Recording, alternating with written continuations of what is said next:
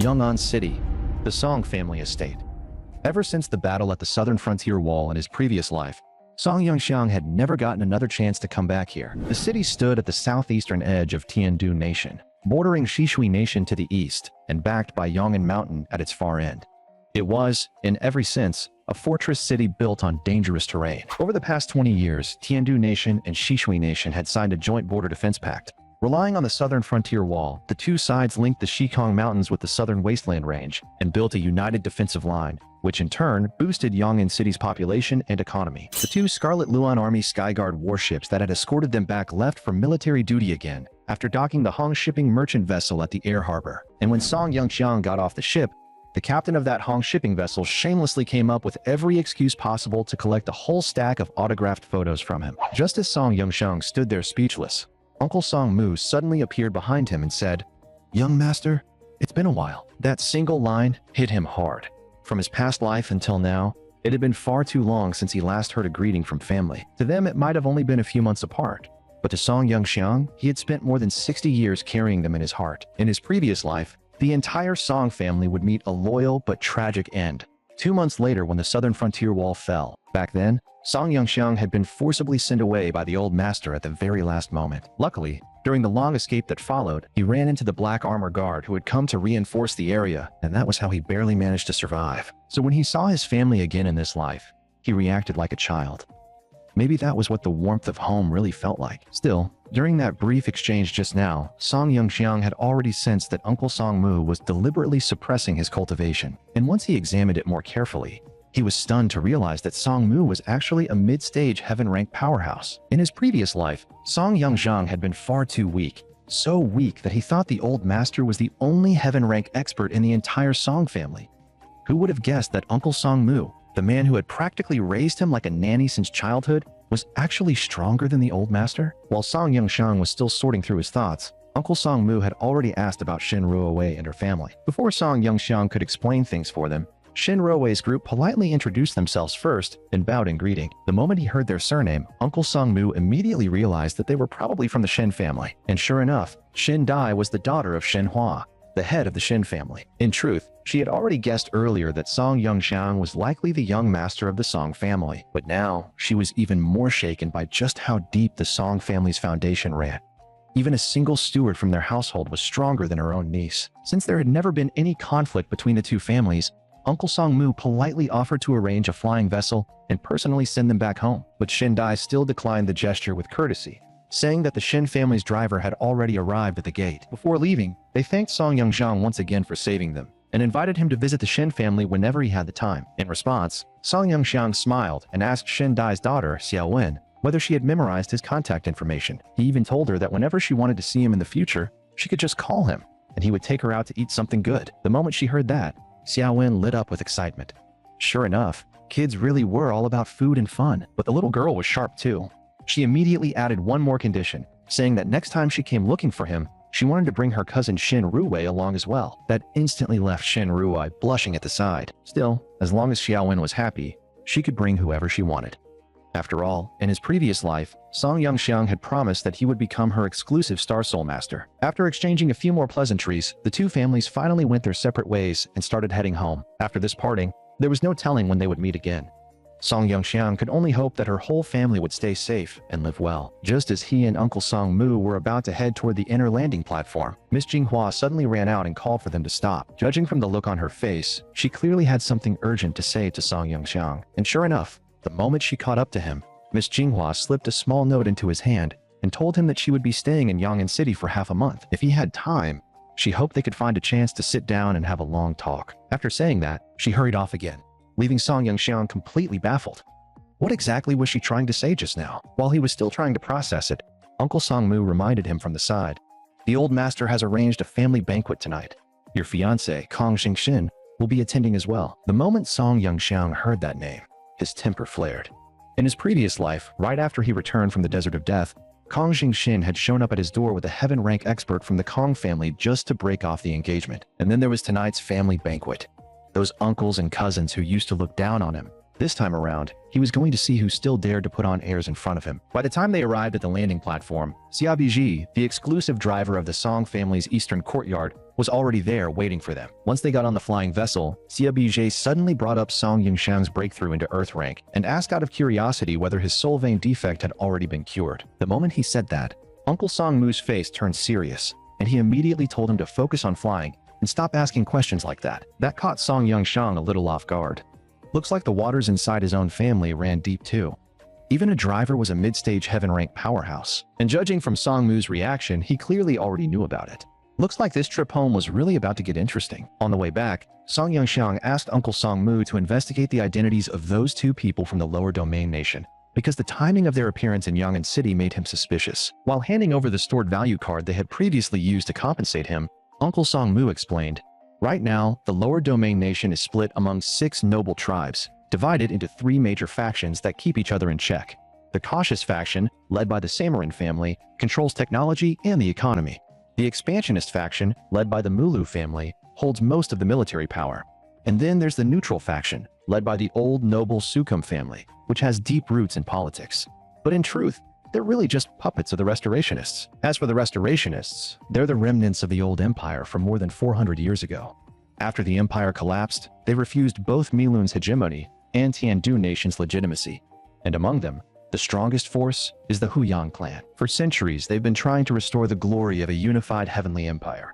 So strictly speaking, they aren't really lower domain people at all. They're just a group of pitiful exiles, staring toward the central plains they once called home, yet unable to return." After finishing his explanation of the lower domain nation's factional structure, Uncle Song Mu noticed the note Miss Jinghua had given Song Yangxiang and smoothly brought up his fiancée Kong Xingxin again. The second that name came up, Song Yangxiang felt annoyed. But since neither side had fully torn things apart yet, he could only brush it off awkwardly for now. Still, after thinking it over, Song Yangxiang asked whether it was possible that the lower domain nation and Milun nation were secretly working together to pincer Tiandu nation from both sides. Uncle Song Mu said the odds were low, since that would go directly against the core interests of both the cautious faction and the neutral faction.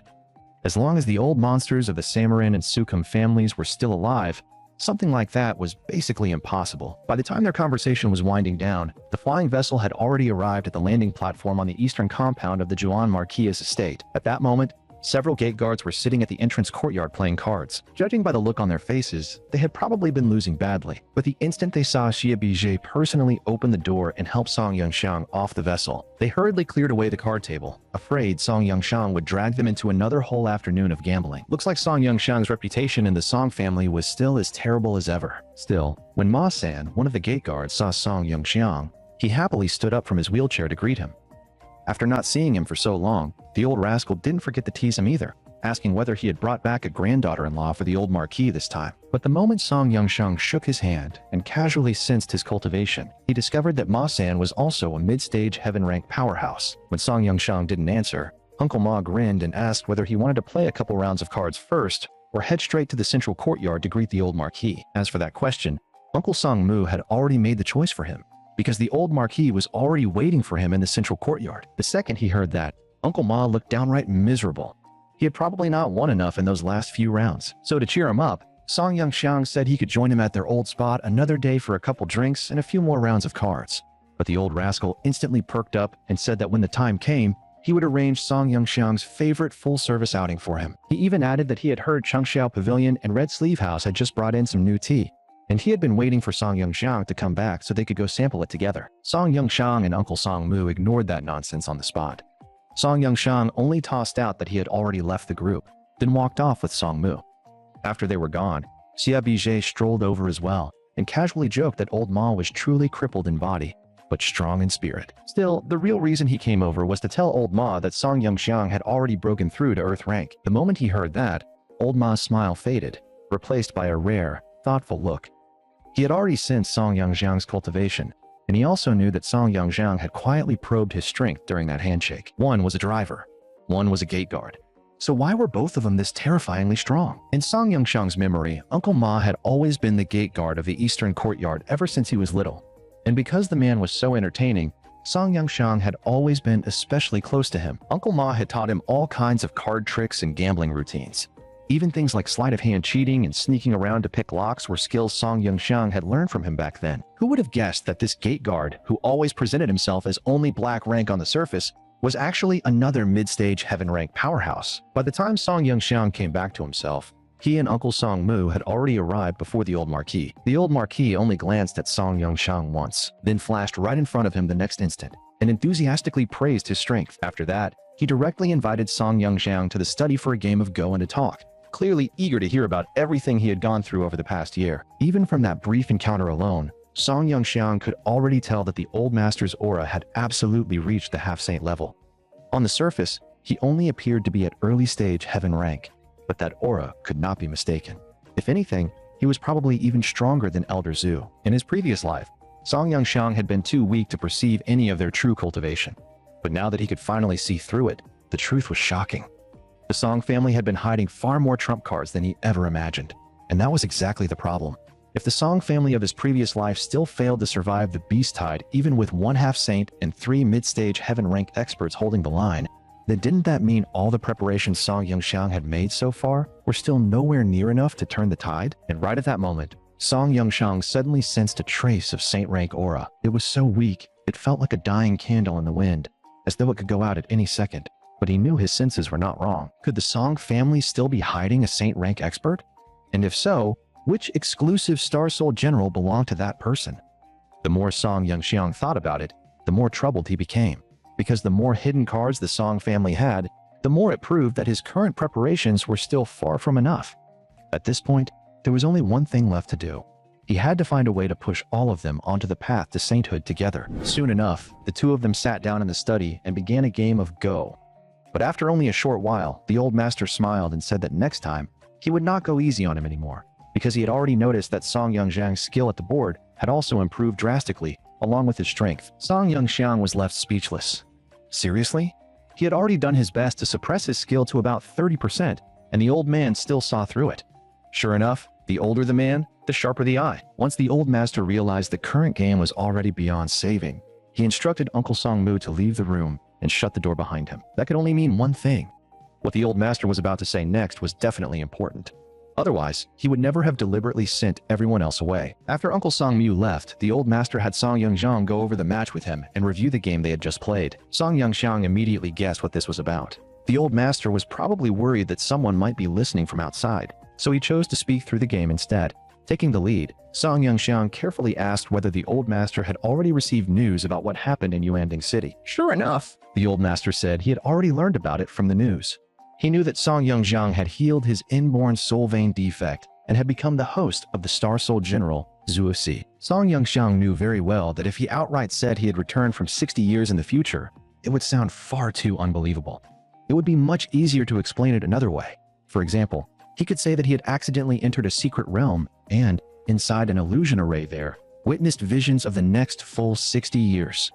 That kind of story would be far easier for the old master to accept. After settling on that explanation, Song Yongxiang began to say that everything he had now came from an incredible opportunity he encountered inside an ultra-ancient secret realm. But before he could even finish half the sentence, the old master raised a hand and cut him off, telling him instead to pay attention to the mistaken move from their previous game. Then, looking thoroughly pleased with himself, the old master moved that chess piece to a completely different position. Song Yongxiang did not fully understand what he meant at first, but no matter how he looked at it, that single move still could not reverse the losing position that had already taken shape across the board. After Song Yongxiang set the piece back into place, the old master slowly said that when a game was lost, it could still be replayed and reviewed, so long as every piece on the board remained where it was supposed to be. In that case, all the pieces on the board were effectively going through that review together. But if one piece happened to jump off the board and even became the player instead, then the entire game would become something completely different. The moment he heard those words, Song Yongxiang understood. That piece that had jumped off the board was clearly referring to him. Did that mean the old master already knew he had been reborn? At the same time, inside the city lord's manor of Yong'an City, Song Yongxiang's fiancée, Kong Xingxin, was in the middle of a heated argument with her father, Kong Fan, over the marriage alliance between the Kong and Song families. Kong Fan was strongly against breaking off the engagement. He knew better than anyone that if Song Yongxiang's father, Song Lang, had not helped the Kong family back then, they would never have risen to where they stood today. On top of that, Kong Fan had already heard about Song Yongxiang turning the tide in Yuanding City which only made him even more certain that this marriage absolutely could not be cancelled. And that night, both father and daughter were also going to attend the Song family banquet. But faced with all of her father's persuasion, Kang Jingxin merely curled her lip and said dismissively, "So what? My brother Xinjia is definitely way stronger than him." The instant he heard that name, Kang Fan got angry. How capable could some street orphan possibly be? But Kang Jingxin kept talking as if she had not heard him. In her eyes, brother Xinjia had already trained for 2.5 years, and by now, he had even become the leader of the White Dragon Gang.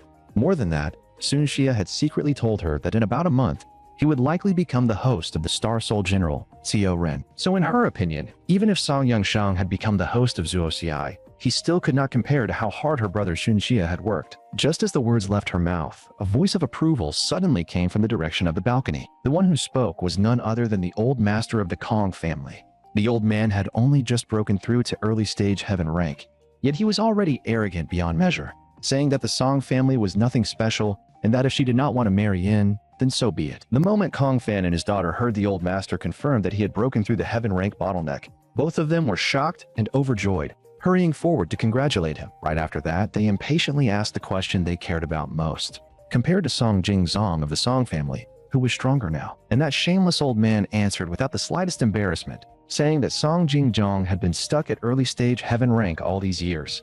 Even though he himself had only just broken through, he still had every confidence that he could go head-to-head with the Song family. Hearing even her own grandfather talk like that, Kang Jingxin became even more reckless. She brazenly declared that if anyone in the Song family refused to agree to breaking off the engagement, then they could just beat them until they did. Even Kong Fan, her own father, found those words hard to listen to. After all, no matter what had become of them, the Song family was still one of Tiandu Nation's great aristocratic houses. Even if they had declined somewhat, this was not the kind of thing you could say out loud and tear apart so openly. Hearing all that, old Master Kong Zheng immediately made his stance clear. He said he also supported his granddaughter's decision to break off the engagement, and in his eyes, Sun Xia and Kong Shengxin were the truly perfect match. As he saw it, marrying into the Song family would bring the Kong family nothing more than a few decades of stable comfort. But if the future host of the Star Soul General Xiao Ren were willing to marry into the Kong family instead, that would be a completely different story. Forget a mere century of wealth and glory. They might even have a real shot at returning to the Kong main line in Zhongzhou and reclaiming their roots. On top of that, now that he himself had already broken through to heaven rank, Kong Zheng felt the Kong family was already on roughly equal footing with the Song family. And if they could pull in an orphan like Sun Xia, have him marry into the family, and then pour all their resources into raising him, then the Kong family would be able to crush the Song family in the future. The moment those words were spoken, even Kong Fan felt that this path had huge potential, because it was something he had never seriously considered before. So, old Master Kong immediately asked his granddaughter whether she could truly guarantee that Sun Xia would definitely become the host of Xiao Ren. At the same time, he pressed further and asked whether she was certain Sun Xia would be willing to marry into the Kong family. Kong Jingxin answered with complete confidence. She said her dear brother Xin Xia would never lie to her. And as for marrying into the Kong family, that would not be a problem either, because the two of them had already crossed that line and become fully intimate. The moment he heard that, old Master Kong was overjoyed.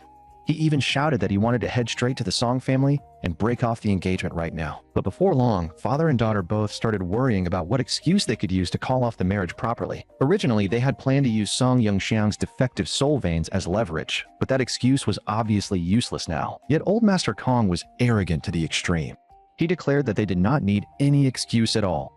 Now that he had become a heaven rank expert, the fist of the strong was reason enough. He even said he was already prepared.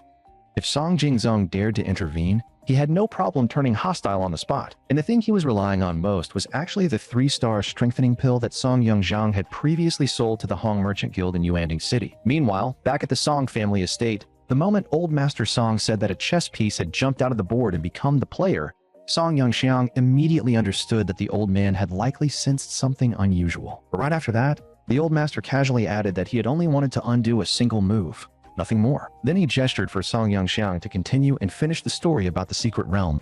That only left Song Yongxiang even more confused. What exactly was this old fox playing at? At that point, he had no choice but to keep going.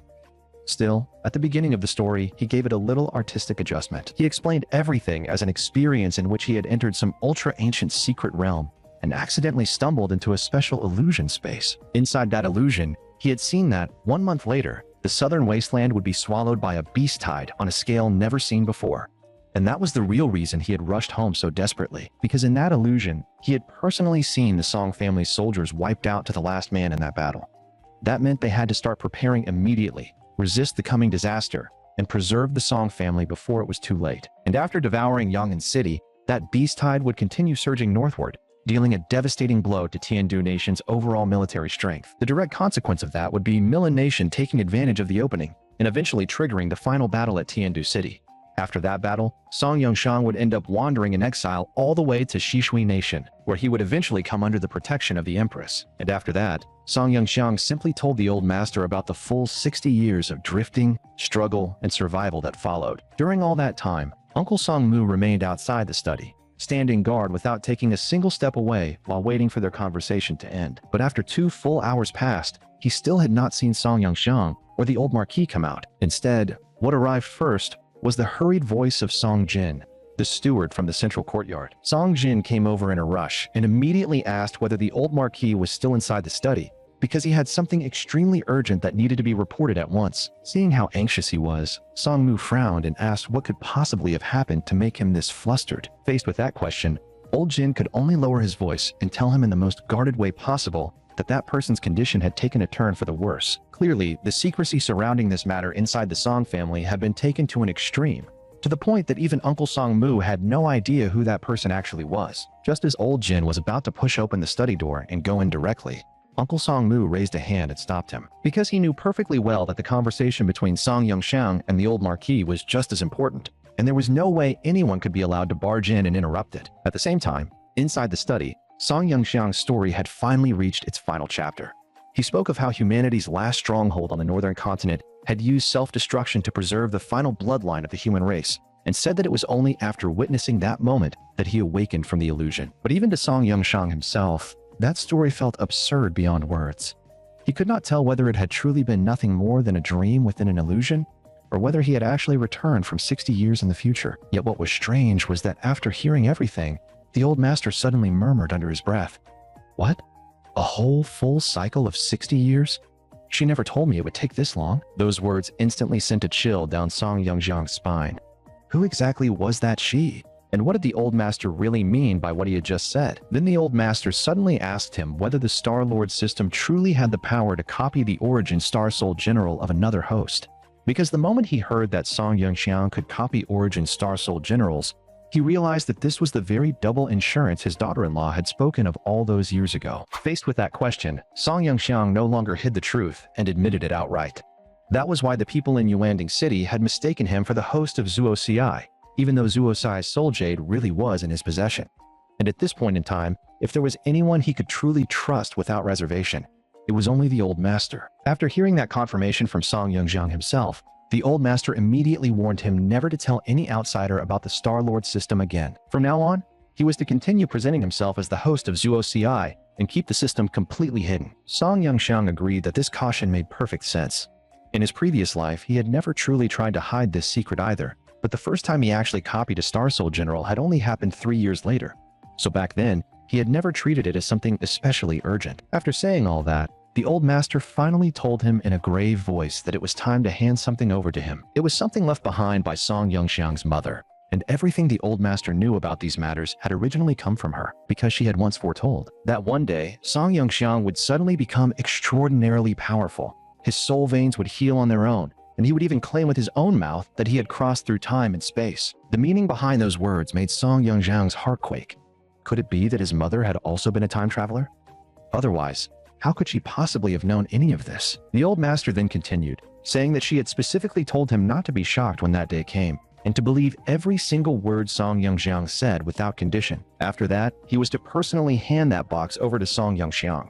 And in the end, she had only left behind one final sentence. The laws of time are not something human power can defy.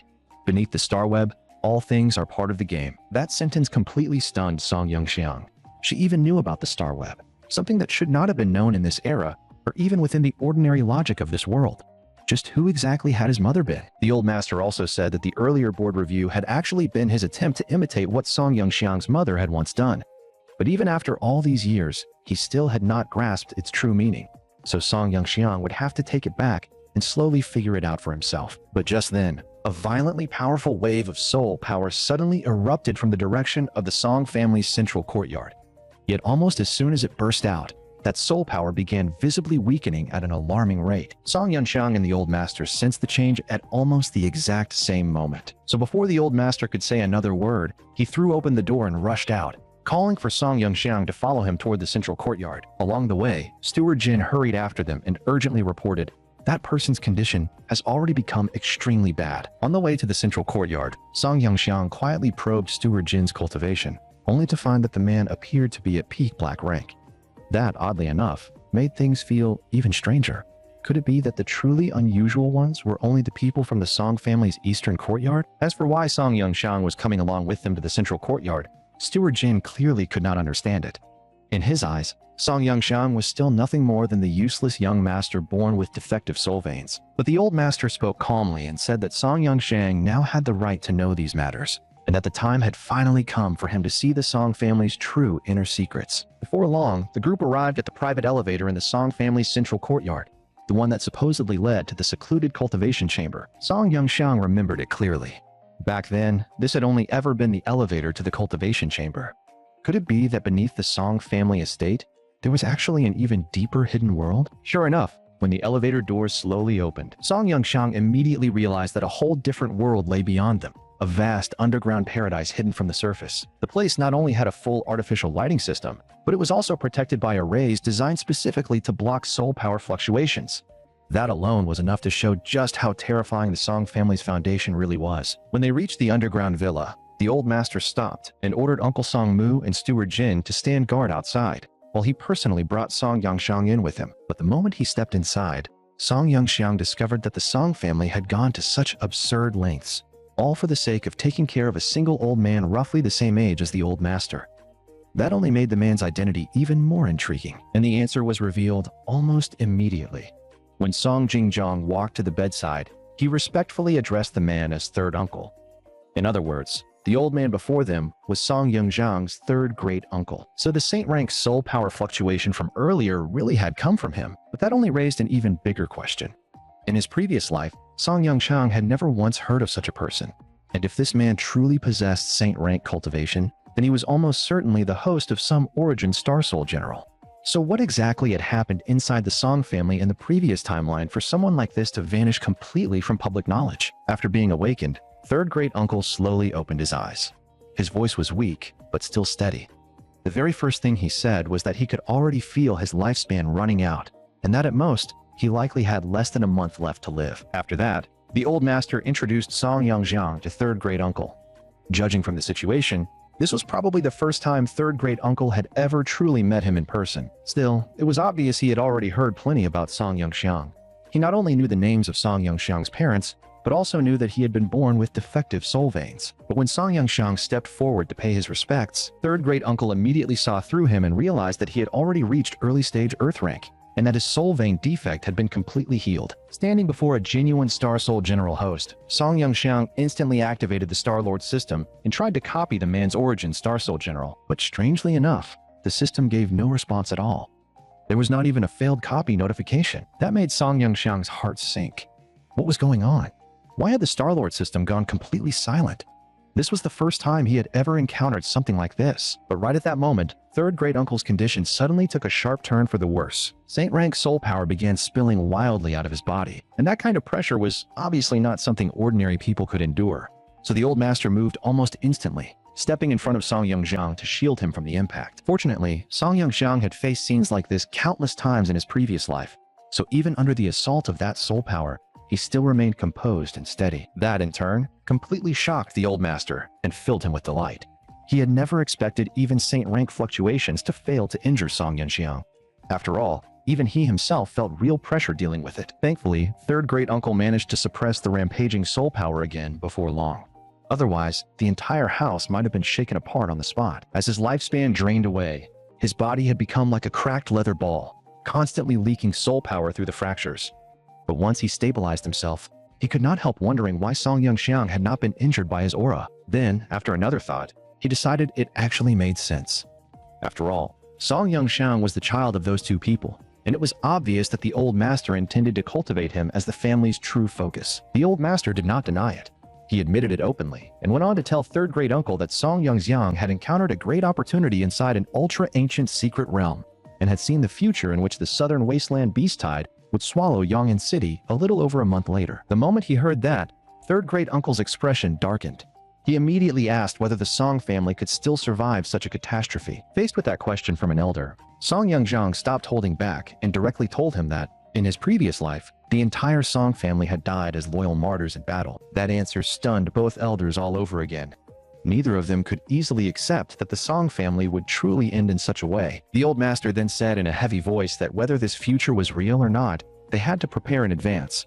And because of that, some of the Song family's deepest secrets had finally reached the point where Song Yongxiang needed to know them. And with third-grade uncle's final days already approaching, he decided that he would personally tell Song Yongxiang the truth. His name was Song Bingchuan.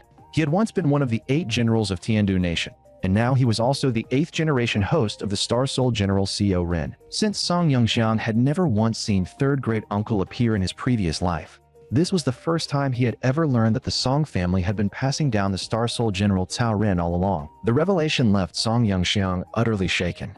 What confused him even more was that the Star-Lord system could not copy third-grade uncle's Star Soul General at all, which was completely different from anything he had experienced before. In response, third-grade uncle calmly said that in about a month or so, his lifespan would likely run out anyway. So the fact that Song Yongxiang never saw this part in the future was actually perfectly understandable. Just as he said, in the future Song Yongxiang had seen in his previous life, the one who eventually became the host of Cao Ren was a young man named Xunxia. Hearing that future, third-grade uncle could only accept reality with bitter resignation. Once his lifespan ended, Cao Ren would naturally leave his body and go seek out a new host. At that, the old master immediately said that he had heard there were pills in the southern continent capable of extending lifespan. If they could obtain even one of them, then even if the Song family had to empty its entire fortune, it would still be worth it. Hearing that, a related memory flashed through Song Yongxiang's mind. The 7-star life-extending pill was said to prolong life by 3 to 5 years. If it was 8-star quality, then it could extend life by 5 to 10 years. And the legendary 9-star longevity pill was even said to grant a full extra 30 years. The moment Song Yongxiang said that, the old master's eyes lit up. He immediately began wondering whether Song Yongxiang might be able to get such pills through the second prince, since Song Yongxiang had genuinely saved his life before. But Song Yongxiang said they did not need to rely on the second prince's resources for this just yet, because the 3 pills he had just mentioned were all things he could refine himself. The moment he said that, the old master was overjoyed. Even so, joy was one thing, and belief was another. He still found it hard to believe that Song Yongxiang actually knew alchemy too. In response, Song Yongxiang patted the old master's hand and told him not to worry. Refining 8-star and 9-star pills was still a bit of a stretch at his current level, but if it was only a 7-star life-extending pill, he had absolute confidence. Still, words alone were not enough. What the old master truly worried about was the success rate. After all, even the royal alchemists could only refine up to 6-star pills, and their success rate was painfully low. To completely erase that doubt, Song Yongxiang directly took out the pills he had refined earlier on the airship. That move shocked even third-grade uncle, because he could clearly sense that the storage card contained pills above the 7-star level, and his senses were right. That was the 8-star Heavenly Spirit pill Song Yongxiang had refined on the way home. Once consumed, it could permanently raise a person's cultivation by 1 minor realm, though that effect only worked the first time. Song Yongxiang had originally prepared that pill as a gift for the old master. Since the timing was right, he simply handed it over now. As for whether it would still be useful to someone already at peak heaven rank, that was something the old master would have to judge for himself. At that point, the old master finally believed him completely. He even declared on the spot that from this moment on, Song Yongxiang could exercise authority equivalent to that of the family head, and the entire Song family would obey his orders. The old master had only one request, that Song Yongxiang must refine a life-extending pill for third-grade uncle. Even so, Song Yongxiang told him not to rush. He wanted to examine third-grade uncle's body first. If there were other problems, he would rather solve everything at once. But when Song Yongxiang reached over to check his pulse, third-grade uncle suddenly switched to his left hand and told him that his right arm was actually a bionic prosthetic. In that great war back then, he had nearly died after losing the entire right half of his body. But that was also what allowed him to fake his death and remain hidden beneath the Song family estate ever since. Hearing that, Song Yongxiang instantly understood.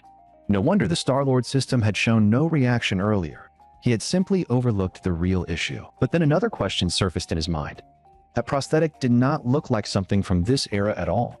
It was probably ancient civilization technology excavated from some forgotten ruin. This time, after Song Yongxiang made real contact with third-grade uncle's left hand, the Star-Lord system finally sent a prompt saying it had begun reading the information of the other party's Star Soul General. Right after that, the system began copying the Star Soul General, Co. Ren. But just as the process was about to finish, an error warning suddenly appeared, saying that the system was currently repairing 7% of corrupted data. Song Yongxiang guessed that this was most likely caused by third-grade uncle's incomplete physical body. At present, even his secondary Star Soul veins were in a damaged and incomplete state. With that in mind, Song Yongxiang directly asked whether third-grade uncle's cultivation had failed to improve at all ever since that grave injury back then, and the answer was exactly what he expected. Not only had third-grade uncle never advanced again, but even now, he still had to consume large amounts of pills just to maintain his current realm and slow down the rate at which his cultivation kept declining. At that point, Song Yongxiang had fully grasped third-grade uncle's condition. His plan now was to go out first and gather the ingredients needed for the life-extending pill. As for regrowing the missing right half of third-grade uncle's body, he would think of a way to handle that step by step afterward. The moment Song Yongxiang said that second half out loud, it completely shattered third-grade uncle's understanding all over again. He had never imagined that there could actually be a way for a ruined body to grow back, but all of that was something for later. For now, Song Yongxiang first handed over a 5-star spring-returning pill. It could not extend third-grade uncle's lifespan, but it could at least ease the physical pain tormenting his body. Before Song Yongxiang left, the old master specifically reminded him to move on this matter as quickly as possible.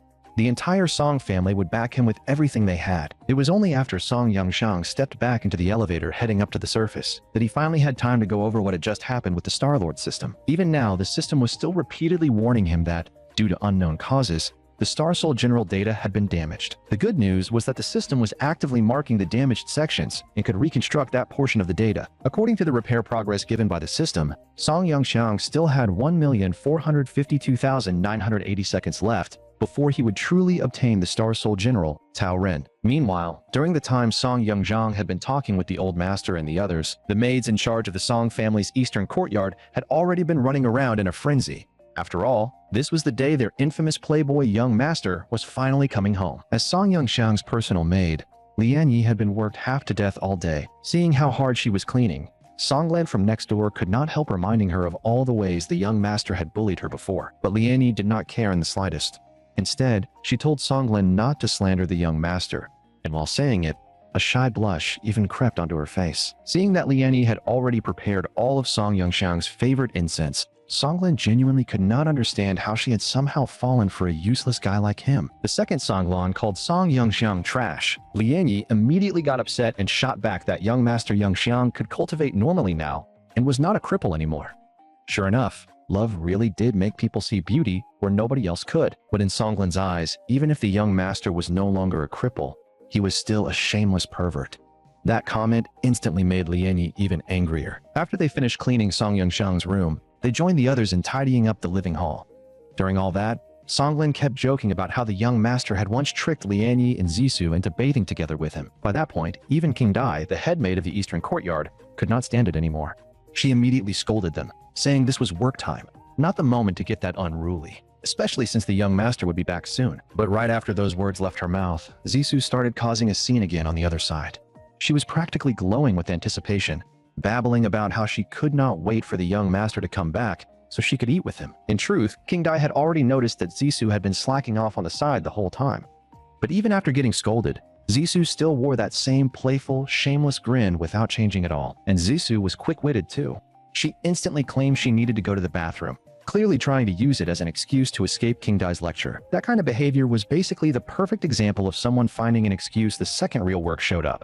But everyone else in the eastern courtyard was already so used to it that no one even blinked. Looking at her like that, the head maid could only wave her away helplessly and tell her to hurry up and get lost, instead of standing there bothering everyone else while they worked. The second she got permission, Zissou happily skipped off toward the kitchen in search of food, completely forgetting that she was supposed to be a maid. But when she passed through the courtyard, she happened to run into the probationary maid who had just been transferred in. Zissou, who could never sit still, immediately copied the head maid's usual tone and swagger, and went over to tease the newcomer. But this probationary maid, Suin, did not respond to her at all. She did not even bother greeting her before turning around to leave. That instantly pissed Zissou off. She rushed up and threatened her, saying that if she wanted to become a full maid sooner, she had better listen to her seniors properly.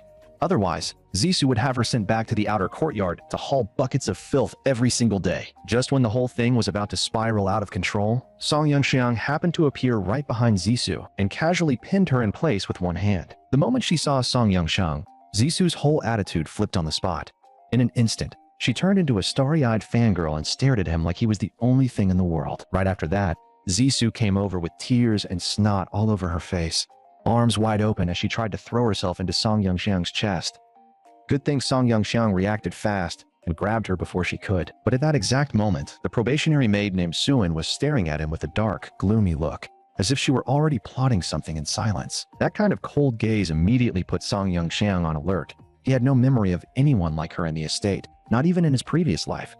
And on top of that, she was dressed in a probationary maid's uniform. Zissou, still puffed up with annoyance, added from the side that this girl had just been transferred in from the outer courtyard, and that she had no figure, no looks, and only average work skills on top of that. But Song Yongxiang had no interest in listening to Zissou keep ranting. He immediately activated the Star-Lord system and scanned the new maid directly. Sure enough, there was definitely something wrong with her. How could a normal person possibly have something like that hidden inside their body? Based on the aura and cultivation traces inside her, Song Yongxiang instantly judged that she was another Milun infiltrator. And with the help of some kind of miniature device, she had disguised her original yellow rank cultivation as that of an ordinary person. Song Yongxiang still did not know what Milun Nation was planning this time, but now that he was back, there was no way they would be allowed to pull it off. Still, putting that aside, Zissou really was absurdly playful. She kept tugging at him all day, insisting that he look at how she would turn out once she grew up, which honestly left Song Yongxiang both helpless and amused. By then, Liani had also heard that Song Yongxiang was back, so at that moment, she was already standing out in the corridor, greeting him with a bright smile and welcoming him home. King Dai, the head maid, and Songlan had also come out with her. Still, their reactions were nowhere near as dramatic as Liani's. Almost the instant they met, the head maid had already begun, secretly probing Song Yongxiang's cultivation. She genuinely could not understand how he had gone from yellow rank all the way to earth rank in just a single year. At the same time, however, Song Yongxiang was also observing their cultivation in return, especially King Dai. In his memories, she had been around him for a very long time already. But what truly shocked him was that this headmaid actually possessed early-stage earth rank cultivation. Could it be that the old master had placed her by his side all along to protect him in secret? And after Song Yongxiang left, the old master also came out from third great uncle's place together with Uncle Song Mu. During that time, the old master formally ordered Song Mu to put Song Yongxiang's family head-level authority into effect. From now on, everyone in the Song family was to obey Song Yongxiang's command. More than that, he specifically ordered Aga and Ajin to be recalled, and instructed the Song residence's shadow guards to protect Song Yongxiang with everything they had from this day forward. Even Uncle Song Mu was stunned by that order. After all, not even the old master himself had ever received security on that level. But the old master clearly did not care. He was even planning to hand full command of the entire shadow guard unit over to Song Yongxiang as well, because in his eyes, that force would only bring out its greatest value in Song Yongxiang's hands. Meanwhile, back in the eastern courtyard, Song Yongxiang was still surrounded by maids bustling around him and attending to him on all sides, and the atmosphere there was strangely warm and harmonious. That kind of pampered young master life really did make him nostalgic. After all, there had once been a time when he too had lived as a carefree heir with nothing to worry about. Still, fun was fun, and fooling around was fooling around. The real business still needed to be arranged as soon as possible. Otherwise, they would be getting far too lax. Since Song Yongxiang had already discovered that Suin was a Milun Nation spy planted inside the estate, he instructed Zissou to keep an eye on Suin whenever she had the chance, but with one condition above all else: she had to protect herself first. The second Song Yongxiang handed her the task, Zissou thumped her chest and agreed right away. She even swore she had already felt that something was off about Suin for a while now. Judging from the look on her face, though, she was probably just itching for a chance to get back at the girl. Still, that was not necessarily a bad thing. A clingy little troublemaker like Zissou, sharp and hard to shake off, was honestly perfect for this kind of tailing job. After that, Song Yongxiang dismissed the other maids and told them to get back to their own work, saying that he wanted to rest alone for a while. But the truth was, the real reason he sent them away was because he wanted to see what his mother had left behind for him. What kind of existence had that woman really been? The strange thing was that the box looked almost laughably ordinary. Its material was plain, unremarkable, nowhere near what you would expect from something supposedly hiding a major secret.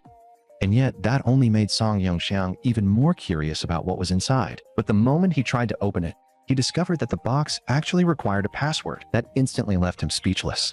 The old master had never mentioned that there would be another layer like this. Then again, after a closer look, the ceiling array was not especially advanced. Since that was the case, he might as well just let the Star-Lord system crack it. While the system began unlocking the array, Song Yongxiang found his thoughts drifting back to what the old master had said earlier, especially that line his mother had left behind. Humanity cannot defy the laws of time. Time itself cannot be crossed, but the board can be reset, and beneath the star web, all things are pieces in the game.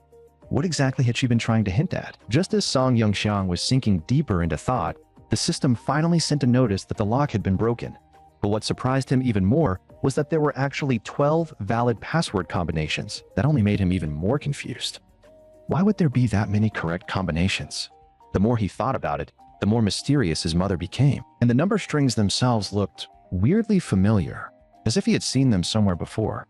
One of them was 133-00499. The moment he entered the code, the box opened on its own, but inside, there were only 3 items. One of them was a token, and Song Yongxiang recognized it almost instantly, because the words Star-Stepping Gate were engraved right across it. In his previous life, after joining the Black Armor Guard, he had heard those 3 words before.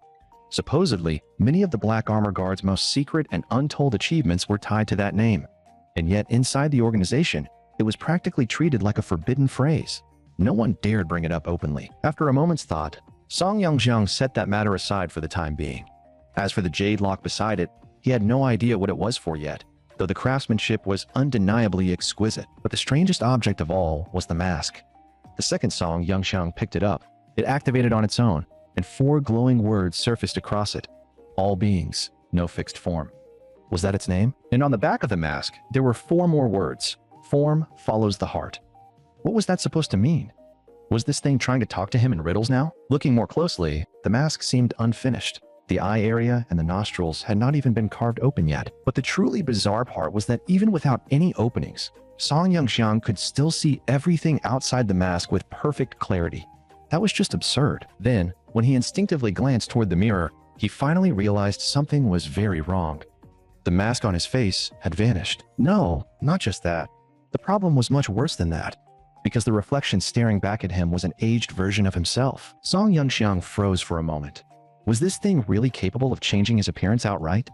The function of this mask was way too ridiculous. And of course, right at that exact moment, King Dai, the headmaid, suddenly pushed open the door and walked in, catching that entire scene head-on. That nearly scared her out of her wits. In the span of a moment, the young master had disappeared, and some strange middle-aged man had appeared in his room instead. Her first reaction was that a kidnapper had somehow broken into the estate. Seeing King Dai gripping a dagger and staring at him in full alert, Song Yongxiang suddenly had no idea how he was supposed to explain this mess. This damn mask was going to get him killed, so that was what had happened. Uncle Song Mu had come over with members of the Song family's shadow guards because he needed to discuss something important with Song Yongxiang. That was why King Dai, the headmaid, came upstairs afterward to report it to him. But the timing could not have been worse. King Dai had just happened to walk in at the exact moment Song Yongxiang put on that mask. And since it was the first time anyone had ever actually seen the aged version of Song Yongxiang with their own eyes, King Dai instantly drew her blade and demanded to know who he was. That left Song Yongxiang both helpless and speechless. Why were young people these days all so impulsive? Could nobody just talk things out anymore without jumping straight to knives? But before he could even finish thinking that, King Dai had already done more than just draw her weapon. She actually started chasing him down and attacking him. With things escalating that fast, Song Yongxiang had no choice but to make a move first and subdue her. Even then, King Dai's reaction was still way too intense. Despite already being pinned down, she still tried to shout that there was an assassin, clearly trying to alert everyone outside. That was something Song Yongxiang absolutely could not allow. If she really yelled, everyone outside would come rushing in at once. The problem was, the position the two of them ended up in looked far more compromising than it should have. But honestly, that could not be blamed on Song Yongxiang. King Dai was the one who attacked first. Right in the middle of all that chaos, Song Yongxiang remembered the line the mask had shown him earlier. Form follows the heart.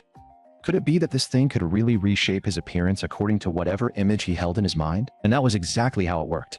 The moment Song Yongxiang casually imagined King Dai's appearance, he immediately transformed into her. That sight completely stunned King Dai. Even Song Yongxiang had to admit that the ability of this mask was absurdly outrageous. And only then did he finally understand why he had first appeared as an older version of himself. That elderly face was the truest image of himself buried deep in his own mind. But just as Song Yongxiang was still trying to process all this, Uncle Song Mu's voice suddenly came from outside the door. So the commotion in the room had already been noticed after all. And to make things worse, the exact moment Song Yongxiang changed back into his normal appearance, Uncle Song-mu pushed the door open and walked in with two others behind him. At that point, the whole situation became impossible to explain cleanly, and the white-haired kid behind Song-mu took one look at the scene, gave Song Yongxiang a big thumbs up, and declared with total admiration that he was truly a role model for their generation. Even in a scene that awkward, Uncle Song-mu still looked calm as ever and kept reminding Song Yongxiang, without the slightest sign of fatigue, that his fiancée Kong Jingxin would be attending the family banquet that night. Hearing that again almost gave Song Yongxiang a headache. Song-mu had repeated that line so many times today that he was sick of hearing it. Ignoring that nonsense, Song Yongxiang turned back toward King Dai, intending to say a few words to calm her down. But only then did he notice that her expression looked oddly off, almost as if she had genuinely been wronged. So, in the end, Song Yongxiang told King Dai to go handle something else first, giving her space to step away and collect herself. After she was sent off, the rest of them headed to the study and finally prepared to talk business. But before anything else, Song Yongxiang first asked Uncle Song-mu to tell him the truth. Had King Dai really been placed by the old master at his side? Song-mu did not hide anything and told him the full truth. King Dai had originally been an Earth-rank expert from Shadow Guard Team 3 of the Song residence, and she had stayed by Song Yongxiang's side all these years for one reason only, to protect him in secret. Hearing that, many things that had never made sense before suddenly clicked into place. No wonder, when he was forced to flee Yong'an City in his previous life, there had been a group of people who appeared out of nowhere and fought to the death to escort him out. After that, Uncle Song-mu formally began introducing the structure of the Song residence's shadow guards to Song Yongxiang. Team 1 handled operations, Team 2 handled intelligence, and Team 3 handled protection. Each had its own duties, and none directly commanded the others. But just moments ago, the old Marquis had personally ordered that Song Yongxiang now stand above them all as their single master. That was exactly why Song-mu had brought Ajin and Aga over now, so Song Yongxiang could properly meet them face to face. Still, hearing those names made Song Yongxiang want to laugh a little. Ajin and Aga. Those names really did sound absurdly casual. Even so, both men showed full respect toward this newly dropped-in superior. The black-haired man was Gao Gaiga, leader of Team 1. The white-haired kid at his side was Ma Jinhua, leader of Team 2. As for Song-mu himself, he was naturally the head of Team 3. When Song Yongxiang brought up their names, Song-mu reminded him that both of those names had actually been given by his mother. Back then, the two of them had been nameless orphans with nothing at all. By now, they could more or less be considered half-raised sons of hers. When the topic turned to his own name, Gao Gaiga explained that he had once heard Song Yongxiang's mother say it himself.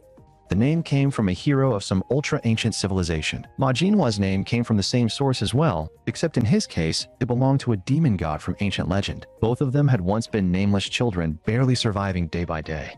If they had not run into Song Yongxiang's mother back then, they probably would have starved to death in the slums outside Linian City. But hearing all that only made Song Yongxiang's doubts deepen. Whether it was a hero or a demon god, every thread led back to the ultra-ancient civilization, and every thread pointed straight toward his mysterious mother. So why was it that in all his memories, he could not recall the slightest trace of her? Who exactly had she been? In his previous life, Song Yongxiang had barely remembered anything at all about his parents.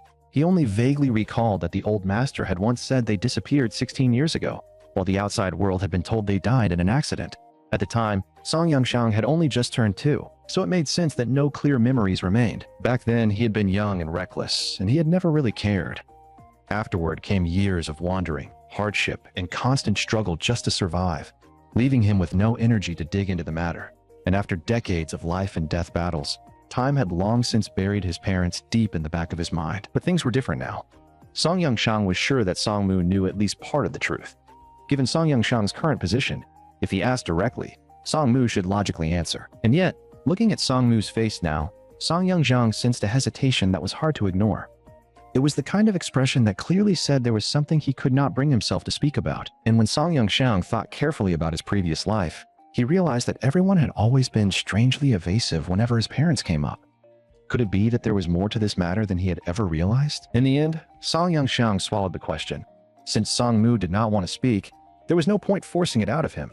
After all, there was no need to make things hard for a loyal retainer who had followed the Song family for so many years. Still, Song Yongxiang told Song-mu to arrange a flying vessel for him at once. Since he had finally come home, he wanted to make a trip to the Song family cemetery and pay respects to his parents first. Once that round of conversation came to an end, the group returned together to the living hall. But the moment they got there, A thought suddenly crossed Song Yongxiang's mind. Since he was now the commander of the Song residence's shadow guards, then by all logic, did that mean King Dai was under his direct command as well? The second he said it, Song Mu's face showed clear reluctance.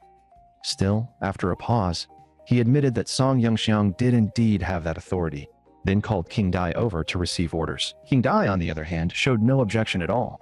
She stepped forward and immediately reported her position within the shadow guards in a neat and formal manner. Looking at her, Song Yongxiang could not help feeling a little emotional. For all these years, she had stayed by his side, quietly protecting him from the shadows. That could not have been easy. So this time, Song Yongxiang decided to give her a gift as a reward. But when King Dai actually took the pill into her hands, she was clearly still too stunned to react. Judging by her expression, she had probably never received something that valuable in her entire life. It was not just King Dai. The three people standing behind her were equally stunned. A single level 5 pill usually sold for over $1 million. So even Uncle Song Mu had never imagined that Song Yongxiang would be this generous the moment he made a move. And this level 5 Earth Spirit pill was no ordinary treasure. It could raise an Earth rank cultivator by 1 minor realm with absolutely no side effects. Though the effect only worked once. The second Ajin and Aga heard that, their eyes lit up on the spot. Everything else could wait, but a pill that directly raised a realm was the kind of thing they could not help envying. Even King Dai could barely believe it after hearing the explanation. A pill with that level of quality and effect would probably count as a priceless treasure even in Tiandu Nation's royal family. In the end, they had all underestimated Song Yongxiang. To him, a mere level 5 pill was nothing. He had enough of them to sell off in batches, and now that he needed people, it was only natural to start raising the strength of those he truly trusted. So Song Yongxiang casually told Ajin and Aga that as long as they performed well from now on, pills of this level were something he had plenty of. Hearing that, the two of them nearly exploded with excitement and immediately started swearing loyalty on the spot. From now on, wherever Song Yongxiang's sword pointed, they would carve through everything until nothing was left standing. In that case, there just happened to be a task ready for them right now. There was someone Song Yongxiang wanted investigated, and this was also a perfect chance to test exactly how capable Shadow Guard Team 2 really was. The moment the order was given, Shadow Guard Team 2 moved out in full force, and Ajin in particular was obviously fired up, determined to complete this mission beautifully. At the same time, Song Yongxiang and Uncle Song Mu also set out together for the Song family cemetery to pay respects to his parents. On the flying vessel, Xia Bijie could not help asking why Ma-san, a cripple, insisted on coming along to the memorial as well. In response, Ma-san only shot back with a question of his own. Had he really not noticed that the young master who came back this time was completely different from before? At that very moment, Song Yongxiang sat in the rear of the vessel talking non-stop about rare medicinal ingredients and trade arrangements. He was nothing like the useless playboy heir he used to be. Even shopkeeper Hong on the other end of the call was left stunned by the questions Song Yongxiang threw at him. There were several herbs among them that even he had never heard of. Fortunately, shopkeeper Hong was currently at the Hong Merchant Guild's Nanzhou headquarters, so he said he could consult the experts there right away. The moment he hung up the call, shopkeeper Hong headed straight into the core zone of the Nanzhou headquarters. Waiting there for him was Hong Yuxiao, the direct heir of the Hong Merchant Guild. At present, the Hong family had assigned her to take full charge of all business in Nanzhou. After reading through Song Yongxiang's information, Hong Yuxiao immediately told shopkeeper Hong to arrange her schedule for the coming days. She had suddenly decided that she very much needed to meet this young marquis of the Song family in person. Meanwhile, at the Song family cemetery, just as Song Yongxiang was about to pay respects to his parents who had died in the prime of their lives, an airborne hoverbike appeared at the outer perimeter of the assassin organization Taiyuan's headquarters at the exact same time. The one piloting that craft was none other than A-san, the woman Song Yongxiang had loved in his previous life. After completing the coded verification with the headquarters, she finally obtained clearance to land, and once permission was granted, A-san did not hesitate for even a second. She drove both herself and the bike straight through the waterfall being used as camouflage. If she had made even the slightest mistake, she would have been smashed to pieces on the spot. And because she came in so fast, the hoverbike continued skidding along the track for quite a long distance even after landing. But danger on this level meant almost nothing to Asan. Right now, she was still wrapped up in the simple joy of finally making it back to Taiyuan headquarters. At only 18 years old, Asan was already the host of the Star Soul General Lu Bu. Since she spent most of her time carrying out missions away from home, she rarely got the chance to return to Taiyuan headquarters and rest. It was probably because she had not seen senior sister Asan in far too long. But the junior disciple named Sinan burst into tears the instant she saw her, and because she was crying so hard, Asan immediately realized that something was seriously wrong, and that was exactly the truth. Sinan was originally supposed to travel to Bijou with their master, but the two of them were ambushed on the way by forces from Milan Nation. Worse still, because their master was desperate to save her disciple, she ended up suffering grave injuries herself. The second she heard that, Asan's face changed. She immediately told her junior sister to lead the way so she could check on their master at once. Meanwhile, inside the infirmary, the atmosphere had already turned unbearably heavy. The physicians at Taiyuan headquarters had just announced that their 12th attempt at formulating a treatment had failed, and just as they were preparing to begin the 13th attempt, Asan rushed into the room with Sinan. The moment she saw her master lying weakly in bed, Asan was shaken to the core. She could not even imagine what kind of vicious method those Milan bastards had used on her master. The woman on the bed was named Suonyang. She was currently 37 years old and had early-stage heaven-rank cultivation. If she had not risked herself to save Sinan, she never would have ended up in such a tragic state. At that moment, mysterious toxin marks had already spread all across her arm. If they could not produce the proper antidote soon, she would likely die before long. What made this poison truly terrifying was that it continuously eroded the victim's secondary star soul veins, while being extremely difficult to purge from the body. Hearing that, Asan asked in disbelief whether even Taiyuan's technology could not formulate the right antidote. The physician's answer was brutally direct. He told her that they had already tried 12 times. At the moment, the only thing they could do was use filtration methods to barely stop the poison from spreading into the brain. But judging from the current state of things, they likely did not have enough time left to keep experimenting. And on top of that, the structure of the poison itself was abnormally strange. It was not a simple chemical toxin. Instead, it fused chemical compounds with soul power in an extremely intricate way, creating stable toxin units. Judging from that structure alone, the method looked strikingly similar to the techniques of alchemists. After hearing that explanation, Asan understood right away. At this point, only a truly top-tier alchemist might still be able to save her master. But time was running out, and she had no idea where she was supposed to find someone like that on such short notice. The physician could see the desperation on her face, and he could only add helplessly that with the current level of alchemy on the eastern continent, it was basically impossible for someone good enough to appear. In other words, there was probably no real way out of this anymore. But at that exact moment, Asan suddenly remembered someone. When she left Yuanding City, that person seemed to have given her several pills. The instant the memory surfaced, she immediately pulled out the storage card. The next second, she dumped the pills inside straight onto the bedside. That single move stunned both physicians on the spot, because among those pills were not only revitalization pills, but also ones that boosted cultivation efficiency, others that enhanced combat strength, and several more besides. Every single one was frighteningly high in both value and quality. And somewhere among that pile, there really did seem to be a bottle with obvious detoxifying properties. The physician's expression changed at once.